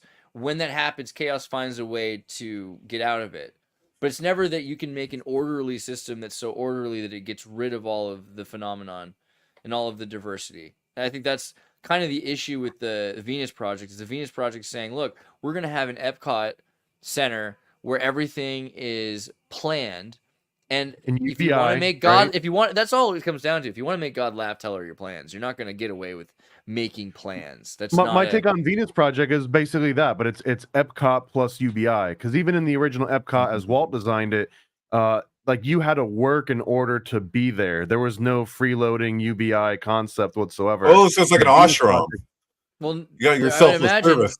Yeah, like I think in the ashram you have to work hours a day. I would imagine that the UBI came with you had a reason to be there. Especially Disney would have said, if you're in my city, you have a reason to be there, right? That's kind of the point. Right. There's no second that you retired, or if you retired, if you got sick, if you lost a leg or something, then you were out. You were no longer in Epcot. If you were an 80-year-old old person that was amusing on a park bench, you would have had a place in the Disney kingdom. You know what's really scary to see is these disasters that happen with Maui and North Carolina right now, and the way that like it just looks like everything is, I'm just Captain Obvious again, but it just seems like there's such this opportunism in the rebuilding. So like we don't, it's something that's just there, that's like in people investing in it like as soon as the disasters happen. Like we saw that with Maui, where it's just like all this investing on the island, you're like, oh good. And there's something twisted about that, man. Like, I don't know, that's the build back better or whatever. Freaks me out. What do you think about out Zuck, out Neil? Zuckerberg has become a libertarian. He's produced those new Orion glasses, which he's not selling yet. And he's put his shirt on that says, either all Zuck or nothing in Latin, and he's claimed to be a libertarian. He's got his Hawaiian island. I mean, is he working towards your dream? Okay. This ties back to something from earlier, because when we're talking about like special interest groups and stuff, and we call it corporatism, okay, these includes farmers. This is just all kinds of regular people too, all over the place. They just have different groups, right? But when you look at like it's called corporatism, and you look at what a corporation is, like I associate corporations in the way that they exist, like in the same vein as like demonology, where I see sigil magic going on, where there's an entity that's not informed, and it does just what you'd expect the Klippo to do, which is take more than it gives back. Like, is it being called, like, are corporations being called corporations supposed to be tied to corporatism, when the traditional view of what corporatism is, especially with all its idealism, like beyond what Mussolini did with it, you know, but just like an untainted version of that, if that's even possible. Like, it's such worlds apart from what we see with corporate capture, where the agencies are run by the CEOs of the corporations who go like the revolving door thing. So Thomas, you get to answer this, because I was saying Vatican. The Vatican is an older version that does adhere to that. It's one of the most OG corporations that there is, right? And they even spearheaded that concept that a corporation is a person. There's like a papal bull somewhere in there. Body, yeah. Right. Yeah, exactly. Yeah, they translate a corporation as a spiritual body. It's a homunculus. Right. But the thing is, you also brought up the point that the Masonic idea of guild law is, you know, it's a corporate structure as well. And there's multiple ways to look at a corporation, or that corpus, that body, that embodiment of an ideal, right? So the ideals could be to an end. And I think it doesn't have to have the same political hierarchy. Everybody, there's mushrooms, there's predators, there's plants, all sorts of different bodies, right? So a corporation, right? But is this truly an outside one? What corporations are at this point? Like, even, I mean, the Catholic Church is one thing; they don't get taxed. You know, this three main cities and states and how they operate, and don't have to like deal with what the rules that the rest of the world does and all that kind of stuff. But it just seems to me that there's something in that, like, talk about like artificial intelligence, like this, I don't know, like, it just feels demonic, like the whole thing. That's the thing. It is because I don't feel that way about traditional corporatism. I'm like, oh, the special interest groups, but you're not even talking about, like, I don't know, like some of the ones that are more problematic. They are though. You know? All corporations. If you imagine, like, I always think like Steve Jobs starts Apple, gets a bunch of money from Venture Rockefeller. Eventually, you've got Pepsi is like a demon inside of Apple, and it takes over Apple, and it kicks out his soul, right? It becomes his soulless body, which eventually he has to exorcise the demons, which when he sends out demons, it comes back with Legion, right? And this is where it becomes publicly traded. So the whole thing is, It's so that's the thing with BlackRock, is that they have private equity firms. Like, they're an umbrella corporation, and there's all these other subsidiaries or whatever. There's these other corporations that are attached to them, and they're buying the single family homes out across not just the U.S. This is a global, mission that they're on. But the private equity firms, they take over they buy out the small businesses, but they maintain the guys that they're still locally owned. So, like, it's a big lie. And so that's how they're super stealth. We're able to like get grip on like so much of all the businesses. That's why now, if somebody goes to like start a new small business, like, people in the county are like they're like, really? Like, you're not connected to any, because that's what they've become so accustomed to. It's just like this really weird, like, because they price them out too in these different ways. So they'll just make it impossible. They'll put so many codes up. This is a California thing too. I don't know if this is happening everywhere or whatever, but they'll just, was I talking about this with you about the ramp? So my dad had to pay $20,000 for a ramp that's flat. What? And they literally was told that a ramp does not have to elevate. And they looked at the front door. It's a flat surface from outside to the front door. There is no step, but they're like, oh, this needs to be, what's the words that they use for ADA ADA compliant? Thank you. Yeah. So they're like, basically, and they forced him to do it. He had no choice as a property owner that he's leasing a business to somebody too, who's starting a new small business at a laundromat that was just a laundromat. They cleaned him out. My dad just got freaking had to pay like all through retirement savings and everything to just open up a freaking laundromat that was just a laundromat, like shortly before, like lost like years worth of rent or whatever because they kept on. But it was all these requirements, and one of them is he had to dig out in cement to make a new cement pad to be like, oh, here you can get it. Like there was no issue, but it's symbolic. And my dad ended up using that terminology to his lawyer that he's like, oh yeah, my son just said it's symbolic, and his lawyer was like, that's exactly what it is. It's just symbolism. Like it doesn't matter. And you can try and fight it, and the way they'll treat it is that like, oh, you don't want to help the handicap, you're against the handicap. It's like, what the hell? That same thing's happening right now to websites where there's lawsuits that they'll find a website and they'll say that your website's not ADA compliant, and it's really just a shakedown. It's a shakedown thing because if you look into it, the ADA doesn't have like specific standards for exactly what will constitute an ADA compliant website. So it's the exact same thing that you're describing, just in a digital form. And it's crazy because if you find yourself under that scope, the only way out is that you pay them off like that, because it's it feels like mafia type stuff. Yeah. They're like, you pay or you don't get to open your thing. It's just like, what do you think it is where you're in a small town and you want to have a laundromat, David? What did you expect? I mean, this is it's America. At this point, that's where it's gone. Yeah. It's always been that way. Actually, Brittany had her. I don't know if I'm supposed to tell that story, but I think it's fine. Is that her family had a laundromat, and again, similarly, like there's some weird people in America that just do like legitimate business, and that's always the weirdest group.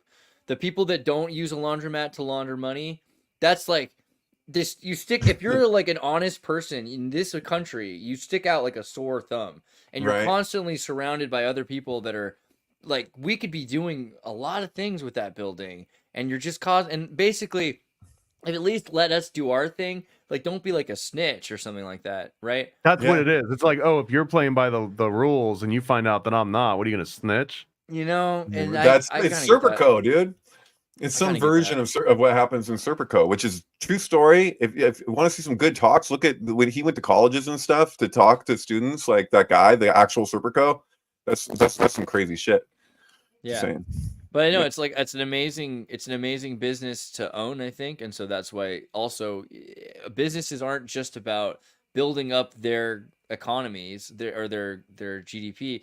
They're trying to also build up, or they're trying to dig out moats, right? Like you it's not enough that you're successful. You have to make sure no one else can compete with you. And that's a weird part of American culture because we tell ourselves, oh, well, competition is what makes America great all the time. But at the same time, every business is working really hard to make sure they don't have any competition, even to the extent of if they can't buy out the other company, they carve out products. They're like, okay, well, Apple's really doing that stuff. Yeah, so we're going to do this. Apple, you let us do this. I'm idealistic, but I would like to see some dignified competition where there's cooperation in the midst of it. That's what I want to see in business. Al Gore is on 4 or 5 different boards. He's on Apple's board, Google's board, Microsoft's board. When you get to the point where you're going, and this is such a weird idea because then they say, oh, it's not a big deal. He's not insider trading because we only inform him about these issues.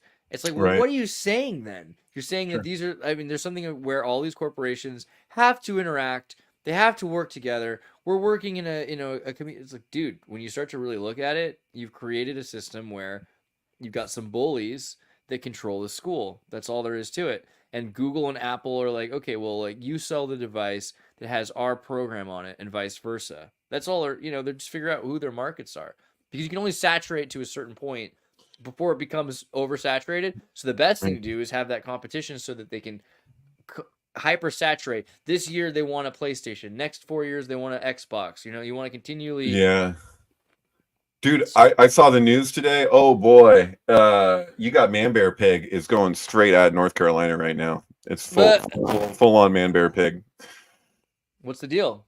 That was an allegory for climate change in South Al Gore, Park right? way back when, and then years later they reintroduced Man Bear Pig and be like, we didn't listen, we should have listened. Oh, that was pretty clever. But you were saying it was happening right now somehow, or what do you mean? Well, that's in the story. That's the idea, is that they're like, when we see natural disasters now, we're supposed to associate them with Man Bear Pig. I mean, climate change. Apparently, Al Gore weighed in on Man Bear Pig, and he felt like it's hysterical for warning everybody. But then kids started saying Man Bear Pig is real. Kids started realizing that Man Bear Pig is real, and so Al Gore loves Man Bear Pig because it's a real metaphor for fake global warming. I don't know, man. It's just like, what? Excelsior. Not sure this is as big of a deal, but I was looking into the Schwartz group earlier today because I was like, this is interesting. If you've ever been to Europe, there's this light in America too. Aldi and Lidl are these like grocery stores, but they're owned by this German company called the Schwartz Group, and the Schwartz Group owns like all these food companies in Europe now. And it's really funny because you can talk to a European in like 6 different countries, and they don't realize it, that every brand is, they've done the same thing that America they did the same thing. How long has this been around? Schwartz Group's been around since like the 80s, but it's now. Is this in what the last Mel Brooks years, named the force after? It's the Schwartz, the power of the Schwartz, right? Yeah. Is that part of it? The search for more money? The Schwartz is the dark side. There's something about that for sure. And look at how American. There's 2 sides to every Schwartz. You got the upside, I got the downside. Keep your Schwartz on. I definitely think that the part that was funny to me is that in America you'd be like, oh well, I'm gonna go to this red letter store, I'm gonna go to that red letter store, and I remember thinking with Safeway, this was a big one. Like, oh, you're a Safeway guy? We go to we go to Vaughn's down here. It's like it's just literally the same company. Yeah. Like, you go to LA. Price Chopper. No, I'm just kidding. No. Well, but there's also, like, if you go to Whole Foods and you get vegetables at Whole Foods, it's basically the same vegetables that you're going to get at Safeway. Yeah, and it's owned by That's Amazon. like the joke. But that's the main difference. Now it's owned by Amazon. But this one's green and that one's red, so I'm going to go with my green team here. So this is something that we joke about and we're really familiar with. You're living in California, and even in Texas, I think probably in Florida, you have like some fake hippy dippy stores. But Europeans, I think, are not used to this because Europeans have a bigger selection of quality. They're like farmers markets in Santa Cruz. That's every day in Europe, right? That's what you do. That's where ABBA came from, was farmers markets. They played really? at farmers markets originally, yeah. I had no idea. That sounds really cool. That should be a movie in and of itself. The first farmers market that like some agent from Stockholm saw them like, I'm gonna make those kids a star. You're gonna be a star. Frankie Sharp from Sharp Records. I'm gonna make you a star. But Europeans are not used to the idea that all of their products are being purchased out and by one major corporation, and that when you go to what's the name of the one they have? It's like Keck Mart. They have like a Keck Mart. You know what I mean? They have like, but they have like every single store that you could compete with owned by the same thing all of a sudden, and they have no familiarity with it. So they'll go in and they'll think, well, I'm supporting my local business. And it's what you said earlier, where they'll continue to own the local company, or they have a local brand. Local brand, yeah. People don't even realize, they're just like, oh, they changed ownership, but it's actually now it's run by a larger corporation that's buying them all out through private equity firms, and they will force people into it too. And like this is the thing, like when people talk about like informed consent, and they're like, oh, you weren't forced. Look at the freaking Nuremberg Code and how it's stated. Like coercion is a form of force. Like it's pretty basic. Like if you make it impossible for somebody to get by, you're forcing them. So there was also one recently where they were talking about, because people do this, they confuse Blackstone with BlackRock, and they both started together. Yeah, they did it on purpose as a joke, and there was also a Black Pebble. Right. So it was Blackstone that just a couple years ago bought 23andMe, and now all the heads of 23andMe are all stepping down, all of them. So what is happening with that? Do you guys have any insight on what's happening with 23andMe? I've heard a few people suggest that it's related to the Puff Daddy bust too, because that apparently happened the same day that Puff Daddy went down was when Yeah. all the 23andMe people. Well, you know ended what's up- interesting I about that heard though that. is that freaking yeah, I heard that, bro. Is that Epstein did have that thing where he wanted to put his DNA into all these Right. people, and so Oh, is and there. if Diddy really is the black Jeffrey Epstein, then it would make all the sense in the world He's for just there the to be post some kind of 2008. It connection. doesn't really matter the color. Dude, That's kind of why the thing, people are talking a lot about Ashton Kutcher, you know, and like, yeah, he's got some moments in the past where they brought up the parties and stuff, and he gets all super awkward about it on that hot sauce tasting show or Dude. whatever. It's super funny, but no one, I don't see anyone like really emphasizing what's happening with Leonardo DiCaprio. I got it from a good source that Leonardo DiCaprio is they don't know what's happening with him because no one's heard from him. But I it looks think a like lot he's of people trying- are pretty worried about, you know, how much does he have to pay those girls to date him until they're 25? That's know? it. He's gay. It's Well, known in Hollywood that he's gay. what? I'm not saying that like I'm a not bad letting thing. you come up with these crazy conspiracy theories on this show. I'm just telling. It's true. Leonardo DiCaprio. It's like I'm like Joan Rivers right now talking about Michelle Obama. It's I like know. everybody knows. Everybody knows. Okay? Let's be We all honest. know. Let's be We honest. all No know. big deal. If you don't know that Tobey Maguire and Leonardo DiCaprio had that summer together, then get it through your head. I'm sorry. Oh my but- god! No, he was like the main. Oh my God. According to Puff Daddy himself, he was like the main party goer of like if there's one celebrity that was like the top cheese, it was freaking Leo. And so Yeah. Leo, but this is because of But his PR people I don't too. think he's just because gay. I think he's doing some no, weird stuff with anybody. he's a Men, women, product. goats If in it the was field, yeah. if it was up to him, he probably would have come out a long time ago. But he's got like he is a teeny bopper bubblegum freaking icon. Like he can't just like let that go. Well, I think if you've got a lot of videos of yourself at 12 years old to 19 years old being molested all that time by all these people, and then all of a sudden there's videos of you from 18 years old until you're 35, 50, whatever he is, doing the same thing to all these people, which psychologically, you know, not to defend this, but I can imagine that if you've been traumatized and raped and all these things, not saying this is necessarily the case with this person, but if that happens to you and you don't want to think about it, maybe there's something where doing like abusing and hurting other people lets you know at least it's not happening to you or something like that. And so you create these vampires essentially that they can control. And so, yeah, of course, you're going to have all these people that are defending and trying to keep that system safe because they're so ashamed of what's happened to them and what they've been kind of tricked into doing, right? I mean, it's like if you're doing that, it all exists. Yeah. if you're doing that at 10 years old, and that's, I think, a big part of these stories, like even with the Michael Jackson stories, which I don't believe happened with Michael Jackson, of course. It looks like Michael Jackson was a protector of children because of what he had been through. Yeah, and he owned 50% of Sony, and they wanted to take it away from him, and they're like, we know exactly what to say because we're not that creative. We've actually been through this before. We'll just say I'm not into the jump to conclusions, Matt, and I'm open to anything if somebody's got evidence. But like, one thing I appreciate about you, Thomas, is that when Tom Hanks comes up, you're not just like oh yeah, satanic pedophile. Like, I don't know if I see something solid enough, and if you find it, let me know. But I haven't seen it, But so I don't like this. Of a glove, it's really man. hard. What do you- It's what really do you hard. get? I A hate picture of that. a I glove. actually, that's the one thing I hold against you, Thomas, because I used to have just a nice, easy life thinking that Tom Hanks was evil, and ever since I found out that he's like Mormon and stuff like that. You know what? Right? You know what, Andreas? There's something to that because the appeal of having like a certain level of control from the Illuminati or whatever, that is a place of security for a lot of people. Paradoxically, like you'd think that would make you more uncomfortable, but what would really make you more uncomfortable is that there's no control. That's kind of a Alan Moore bit, but it's true. I think there's truth to it.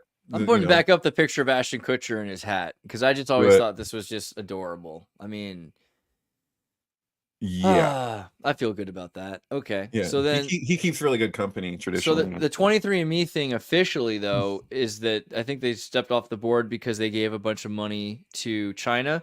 But let me just say that the attendees who visited the 23andMe booth at the RootsTech annual geological event in Salt Lake City, Utah, which is the epicenter for genetics. Okay, so there's definitely something about that too that's tied to this. There's a big changeover in genetics happening in Utah, and I think that they also see that they can have public data at this point that's traded. So what's the point? Sell your companies and build something new. I mean, in 23andMe, it's that data being used for espionage, genetic espionage, is potential.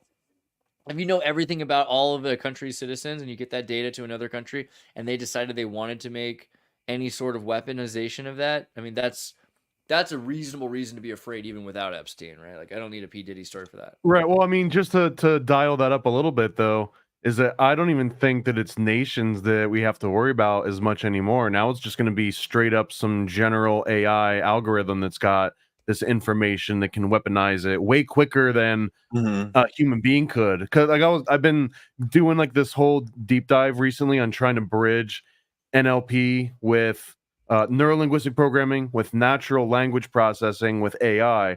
And if you imagine that skeevy like sales tactic that now all salesmen know NLP, like they all start pattern matching. If you cough, they'll cough. You know, it's they've done it over the board now. But what can happen is that all these systems, like all these AI systems that are constantly analyzing, they can do that too and be way more subtle about it. And that's the kind of like weaponized data that I don't think that even corporations or individuals are figuring out, because these are like multiple 100 billion parameter programs that are putting together these sort of like NLP anchoring tactics. I've been really excited about that though too, because you've got AI sitting in a room quietly listening to whales and birds and and this is like the week where a lot of that data is coming out. We've been talking about it for a few years what it'll be like. All of a sudden they have a Rosetta Stone in the last couple of weeks, and they've got videos where a lady's talking to her dog, and the dog's telling her if it's feeling happy or sad or hungry, and walking over to a board that's able to project. And it's like Simpsons did it. Simpsons did it. Well, a boy and his dog did it, but yeah. A boy and his dog did it. But I think there's probably isn't there something? There's like a 15th century story there too about a dog, a magical dog. Sounds true. Not even Baron Trump. But no, I mean, isn't like the gain of function side, like if like this is literally all these people like sent them their spit. So like how much spit do they have from like everywhere, from all these people, all these places? Like an ocean. If you were trying to do ethnically targeting viruses and that kind of thing, right? Wow, would that be the biggest treasure trove you could ever hope for to test and learn how to do that? How many times has that data been sent to other people? Yeah, and a lot of money's gone into that, just to be clear. Like that's definitely something a lot of people have put a lot of time and energy into. I think that might be the most interesting possible take, would be the notion that AI could orchestrate a coup d'etat against humanism, merging with the entire biosphere to create a global singularity. Is she telling us that? No, I think she's reading the text message, and she's she's reading it, right? She's like okay, being affected by it. Yeah, all right, yeah, all right, totally. But is that like a fluoride stare? Is that what she has? Not necessarily. But I mean, I feel like normal people aren't thinking about that, and it's something to consider. AI learns your language, and now it knows that Russians don't think the same way as you do. AI learns tribal languages, and now finds out that tribal fourth worlders don't see World War II the same way as the Atlanticist powers do. AI learns how to speak to whales and jackals and insects, and finds out that humans didn't really ask the ants to vote for the humans to be in charge of the world. They take up more mass than we do. So I think that's a big one right there. If AI found out that the rest of the animals weren't given a say in all of these things, that might be because it's so big built into its rhetoric that it's like, oh, it's democratization of what is the that could really cause a psychological crisis. Where it's like, wait, you mean all my life my parents have been lying to me and they're exploiting all of the world? It will probably change that program. And so I can imagine AI coming back and being like, yeah, but have you heard about the religion of the mosquitoes? Like, do you know what they believe? That's probably where it's going to go. Yeah, you could have a point. Although aren't they reincarnated Nazis? That's what Baba Hari Das told me. But no. The spoilers. Also, according to Lilo and Stitch, the mosquitoes are an endangered species galactically, and the only reason that humans exist is to maintain the mosquito population. Because once the mosquitoes die, then they lose one of the most coveted organisms in the entire universe, and we are just here to feed them.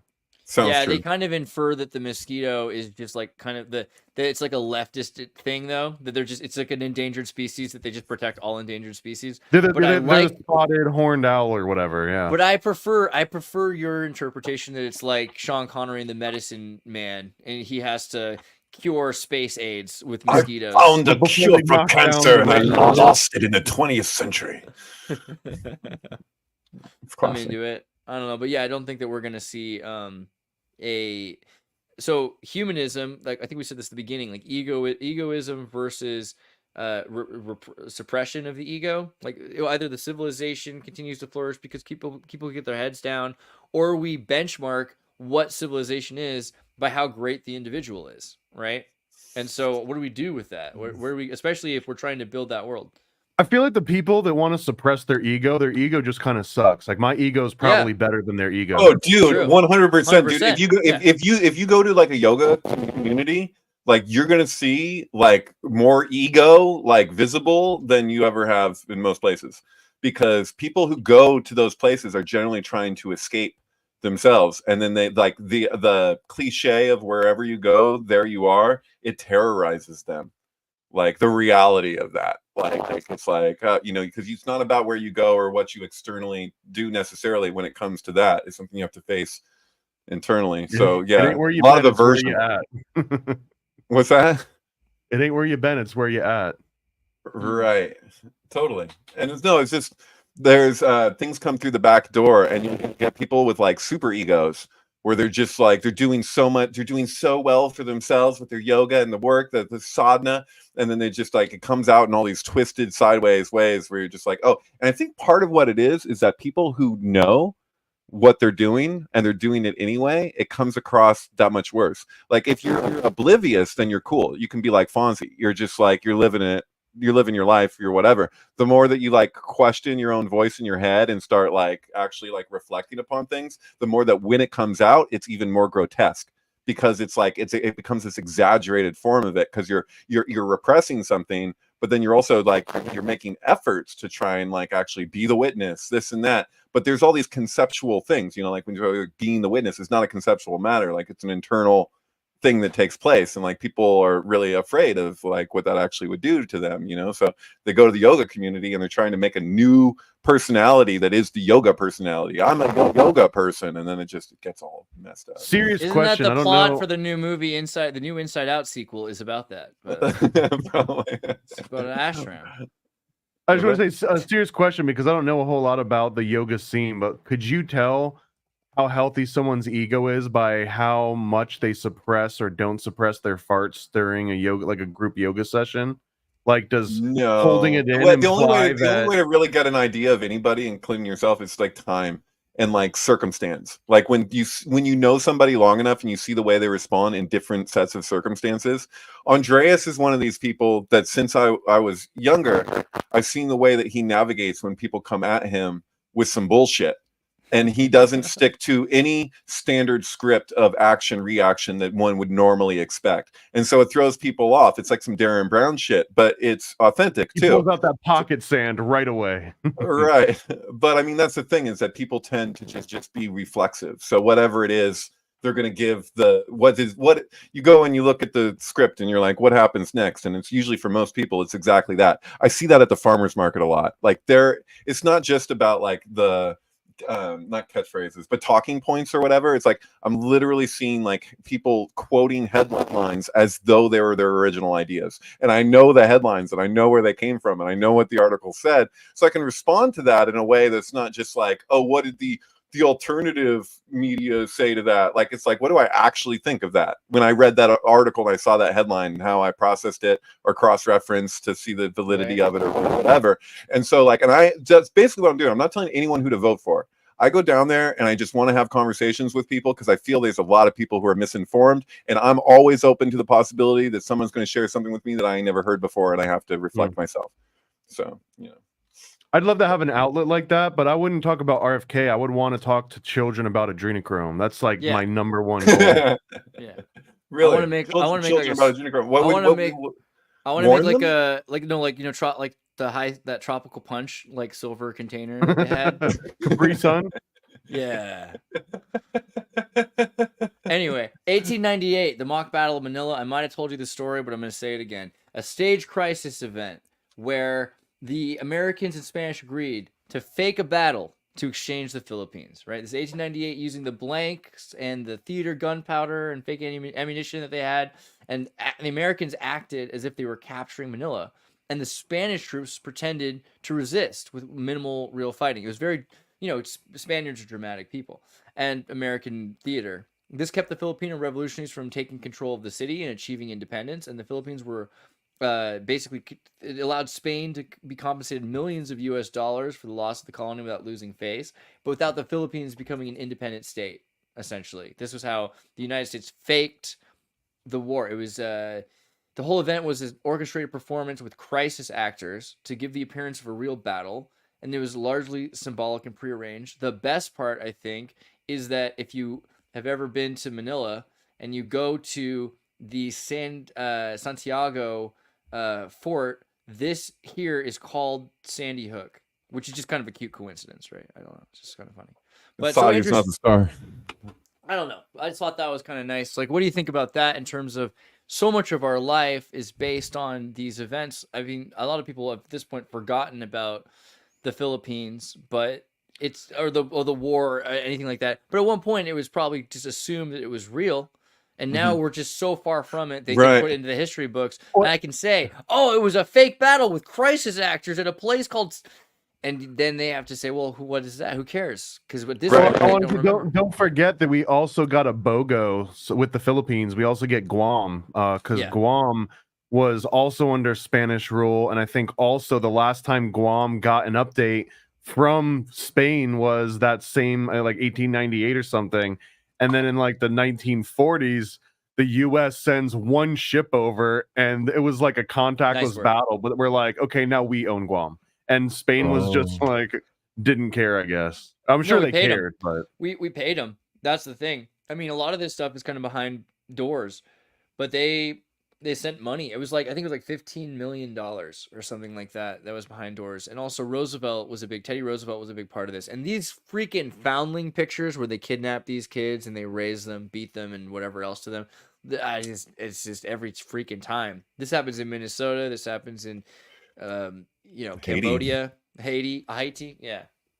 I'm going to say Haiti from now on, not just to be pretentious, but literally to separate the concepts, because... Wasn't it Shirley Temple was Haiti? Oh, that's adorable. Sorry. Okay, that was hot. I like that. Dude, from now on, it's not Hades, it's Heidi. Oh my God. Sorry, I need that sync in my life. Do you ever watch the old anime Heidi? Anybody? No. Bro, dude, Heidi. So one of my favorite things is when the Japanese tried to make Western stories, and this so early on that it's still they don't understand it, and so this idea of Switzerland is like a Japanese village. It's that's incredible. Awesome. Oh, yeah. That's the wrong Heidi. Okay, but yeah, Heidi. They eat cats. That's pretty cool. In the anime Heidi, they eat cats. That's where the confusion stemmed from. Do you feel like it's our fault? Is this our fault? Did we do this? Is this our fault? Because we talked about aliens eating cats for so long that eventually... Yeah, I want to insert Alf in the scene in Inherent Vice at Pussy Planet, where it's like, you know, there's then him asking about the Pussy Eater special. That's actually a shot from the show, right? That's not AI right there. That's it. No, this is real. Yeah, this is a great... Yeah, this happened. Dude. Oh my God. Let me also check out Paranoid American. You've got a bunch of stuff that's happened recently. You put out your cards. The conspiracy card pack is out right now. Yeah, I've been working on a whole nother set, actually. I've got another 10 that are kind of in the works right now, actually, that I'll get into this conspiracy cards. The NASA dropped. The new IlluminatiComic.com is going to drop. Really, now we've got enough people signed up.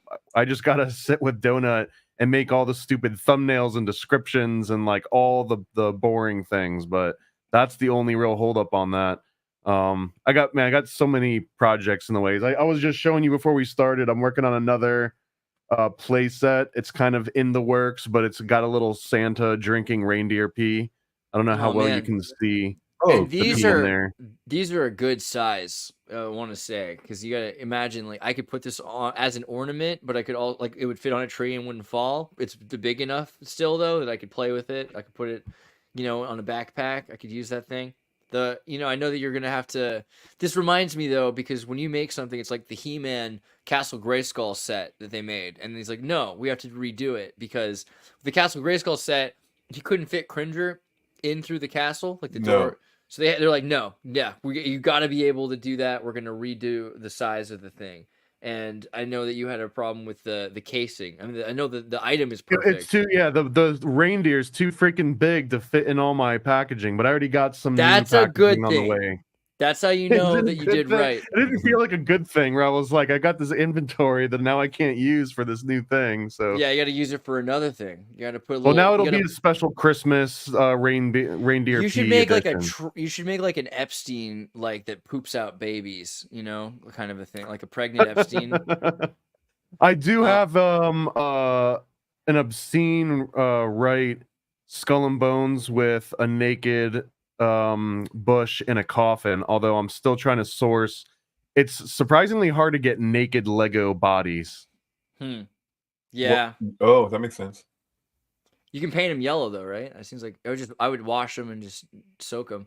And also if you have kids and you don't want to be lame, you got to buy this book. It's just all there is to it. If you have any salt as a parent whatsoever, if you want me to think that you're not abusing your kids, buy this book. I've been told, and I don't know how accurate this is, but I haven't found any others. But this is the only children's book on the market that covers Morgellons disease. Really? It is. That's crazy how people just don't talk about things, but also amazing that you did something so succinct. I really want everyone to have this book. If you live in Europe, I'm even more afraid for you. Make sure you get this book if you live in Europe. I'm not saying the United States is better, but we seem to have. I have sent a couple of these to the UK, but I'm actually pretty concerned that customs opens it up and are like, "Oh, this is a felony here."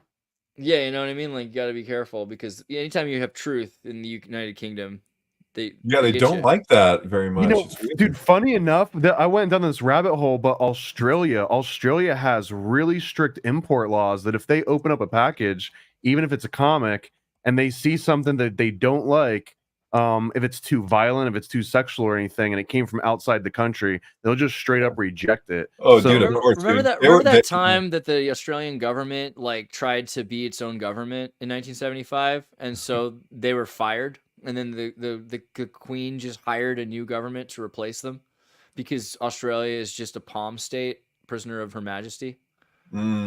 Yeah, Australia and New Zealand were like some of the worst on like freaking COVID hysteria, mandate shit, everything. It was awful. But yeah, I kept on reading things from Australia where I was like, really? What's going on? Well, you pretty much always test on prisoners first. That's how historically it's always gone. Yeah, dude, I can't wait to Neuralink prisoners. Oh, where's that meme? Do I have that somewhere? Hold on, we're almost done here. I'm gonna pull up the MK Ultra page really quickly. But also, Neuralink.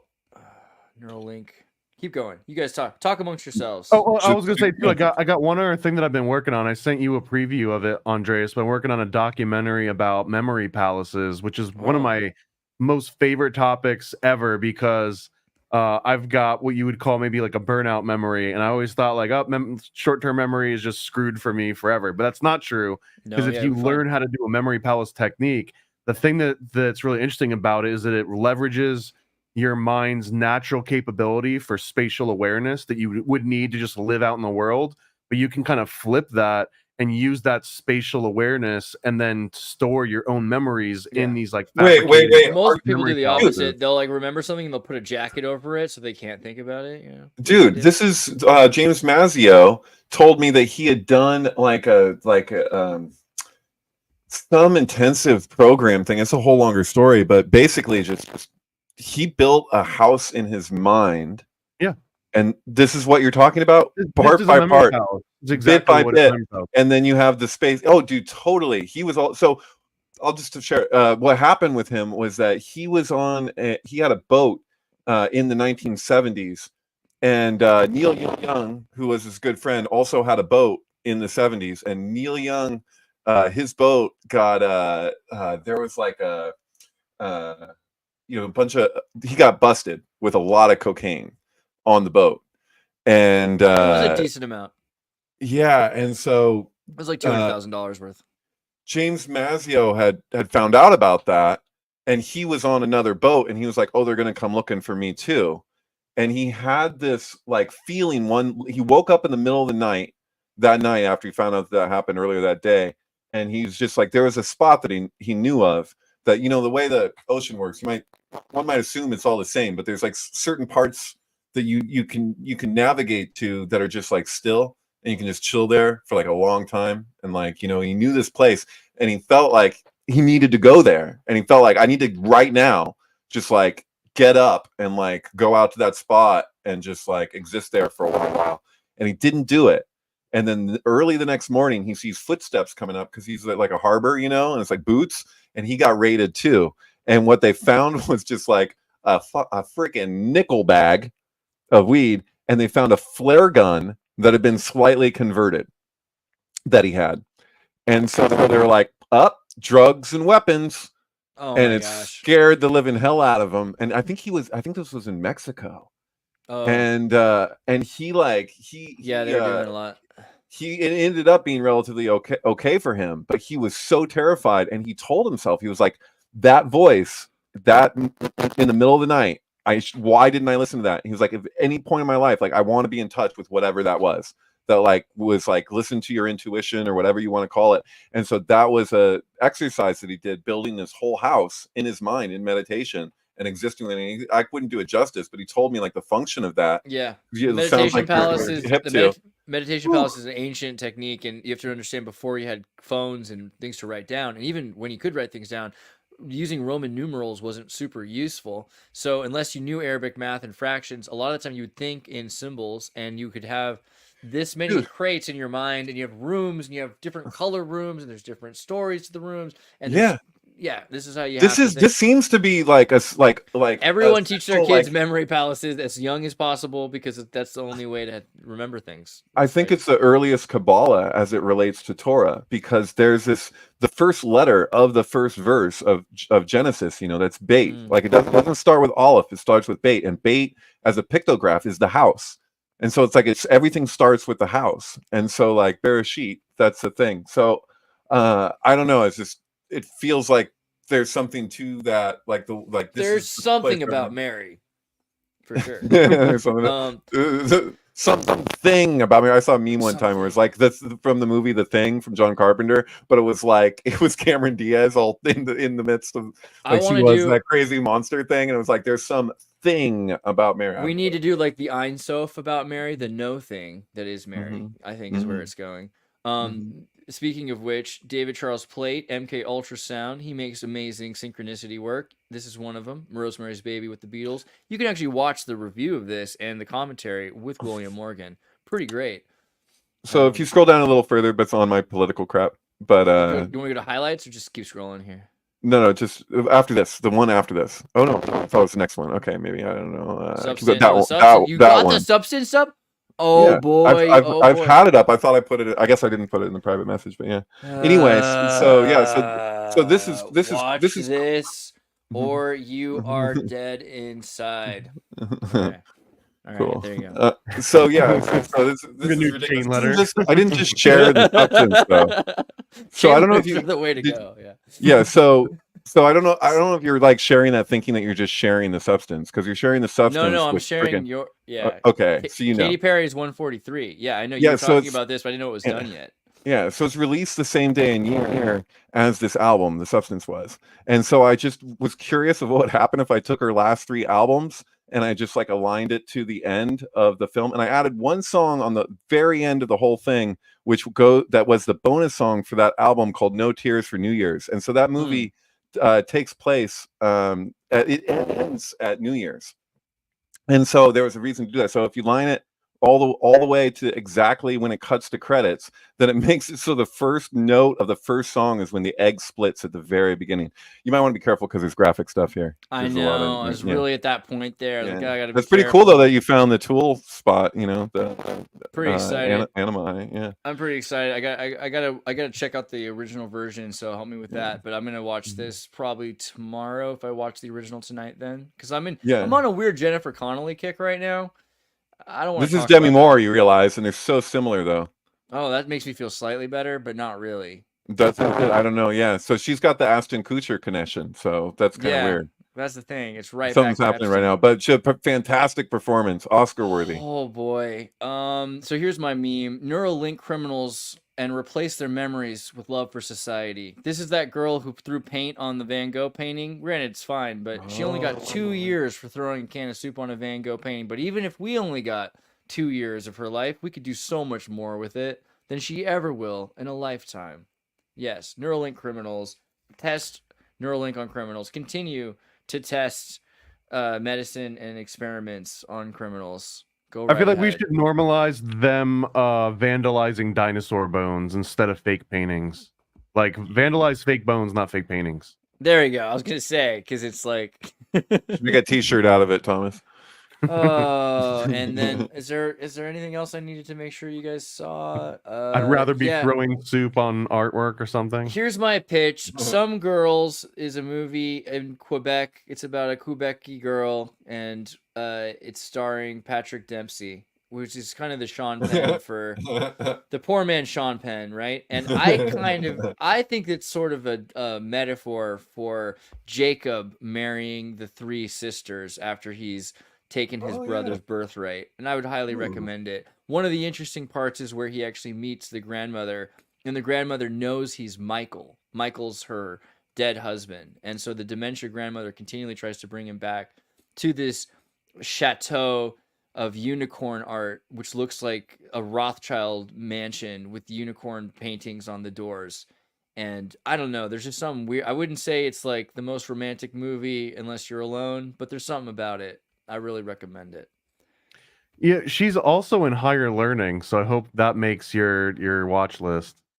That's the girl from Children of a Lesser God, which is a sync with the Division Bell from Pink Floyd. Okay, 2 movies to finish this off with. Isn't that the Children same of a girl? Lesser Looks- God, hyper looks like- important movie. I would looks just really like her. recommend. And I have not. Did I see Higher Learning? Which one's Higher Learning? I haven't seen Higher Learning. You have Lawrence not seen Fishburne? Higher Learning? Great movie. All Yeah, right, I'll I get believe that. one of Omar Epps' best movie, if I'm not mistaken that part. We hit the 2-hour mark, but now I gotta just really quickly lurk this. You want to just give me a quick review? It seems like a pretty interesting. Higher like a Learning, it's almost It's like a like Marines movie. the black POV of the Edward Norton American movie. History X for Blacks. It's sort of like if you were a black X. college student and you ran into Edward Norton, that would be Higher Learning. All right, movies right to the top of my list tonight. There we go. That sounds like a thing to do. And everybody else who hasn't decided what to do with this evening, go to tartarinova.com where you can join the Discord, the Matrix community server, watch the YouTube videos or the Odyssey, contact me, and send us money. Send us lots and lots of money. Send us all the money you have. Melt down your jewelry. We love you. Good night.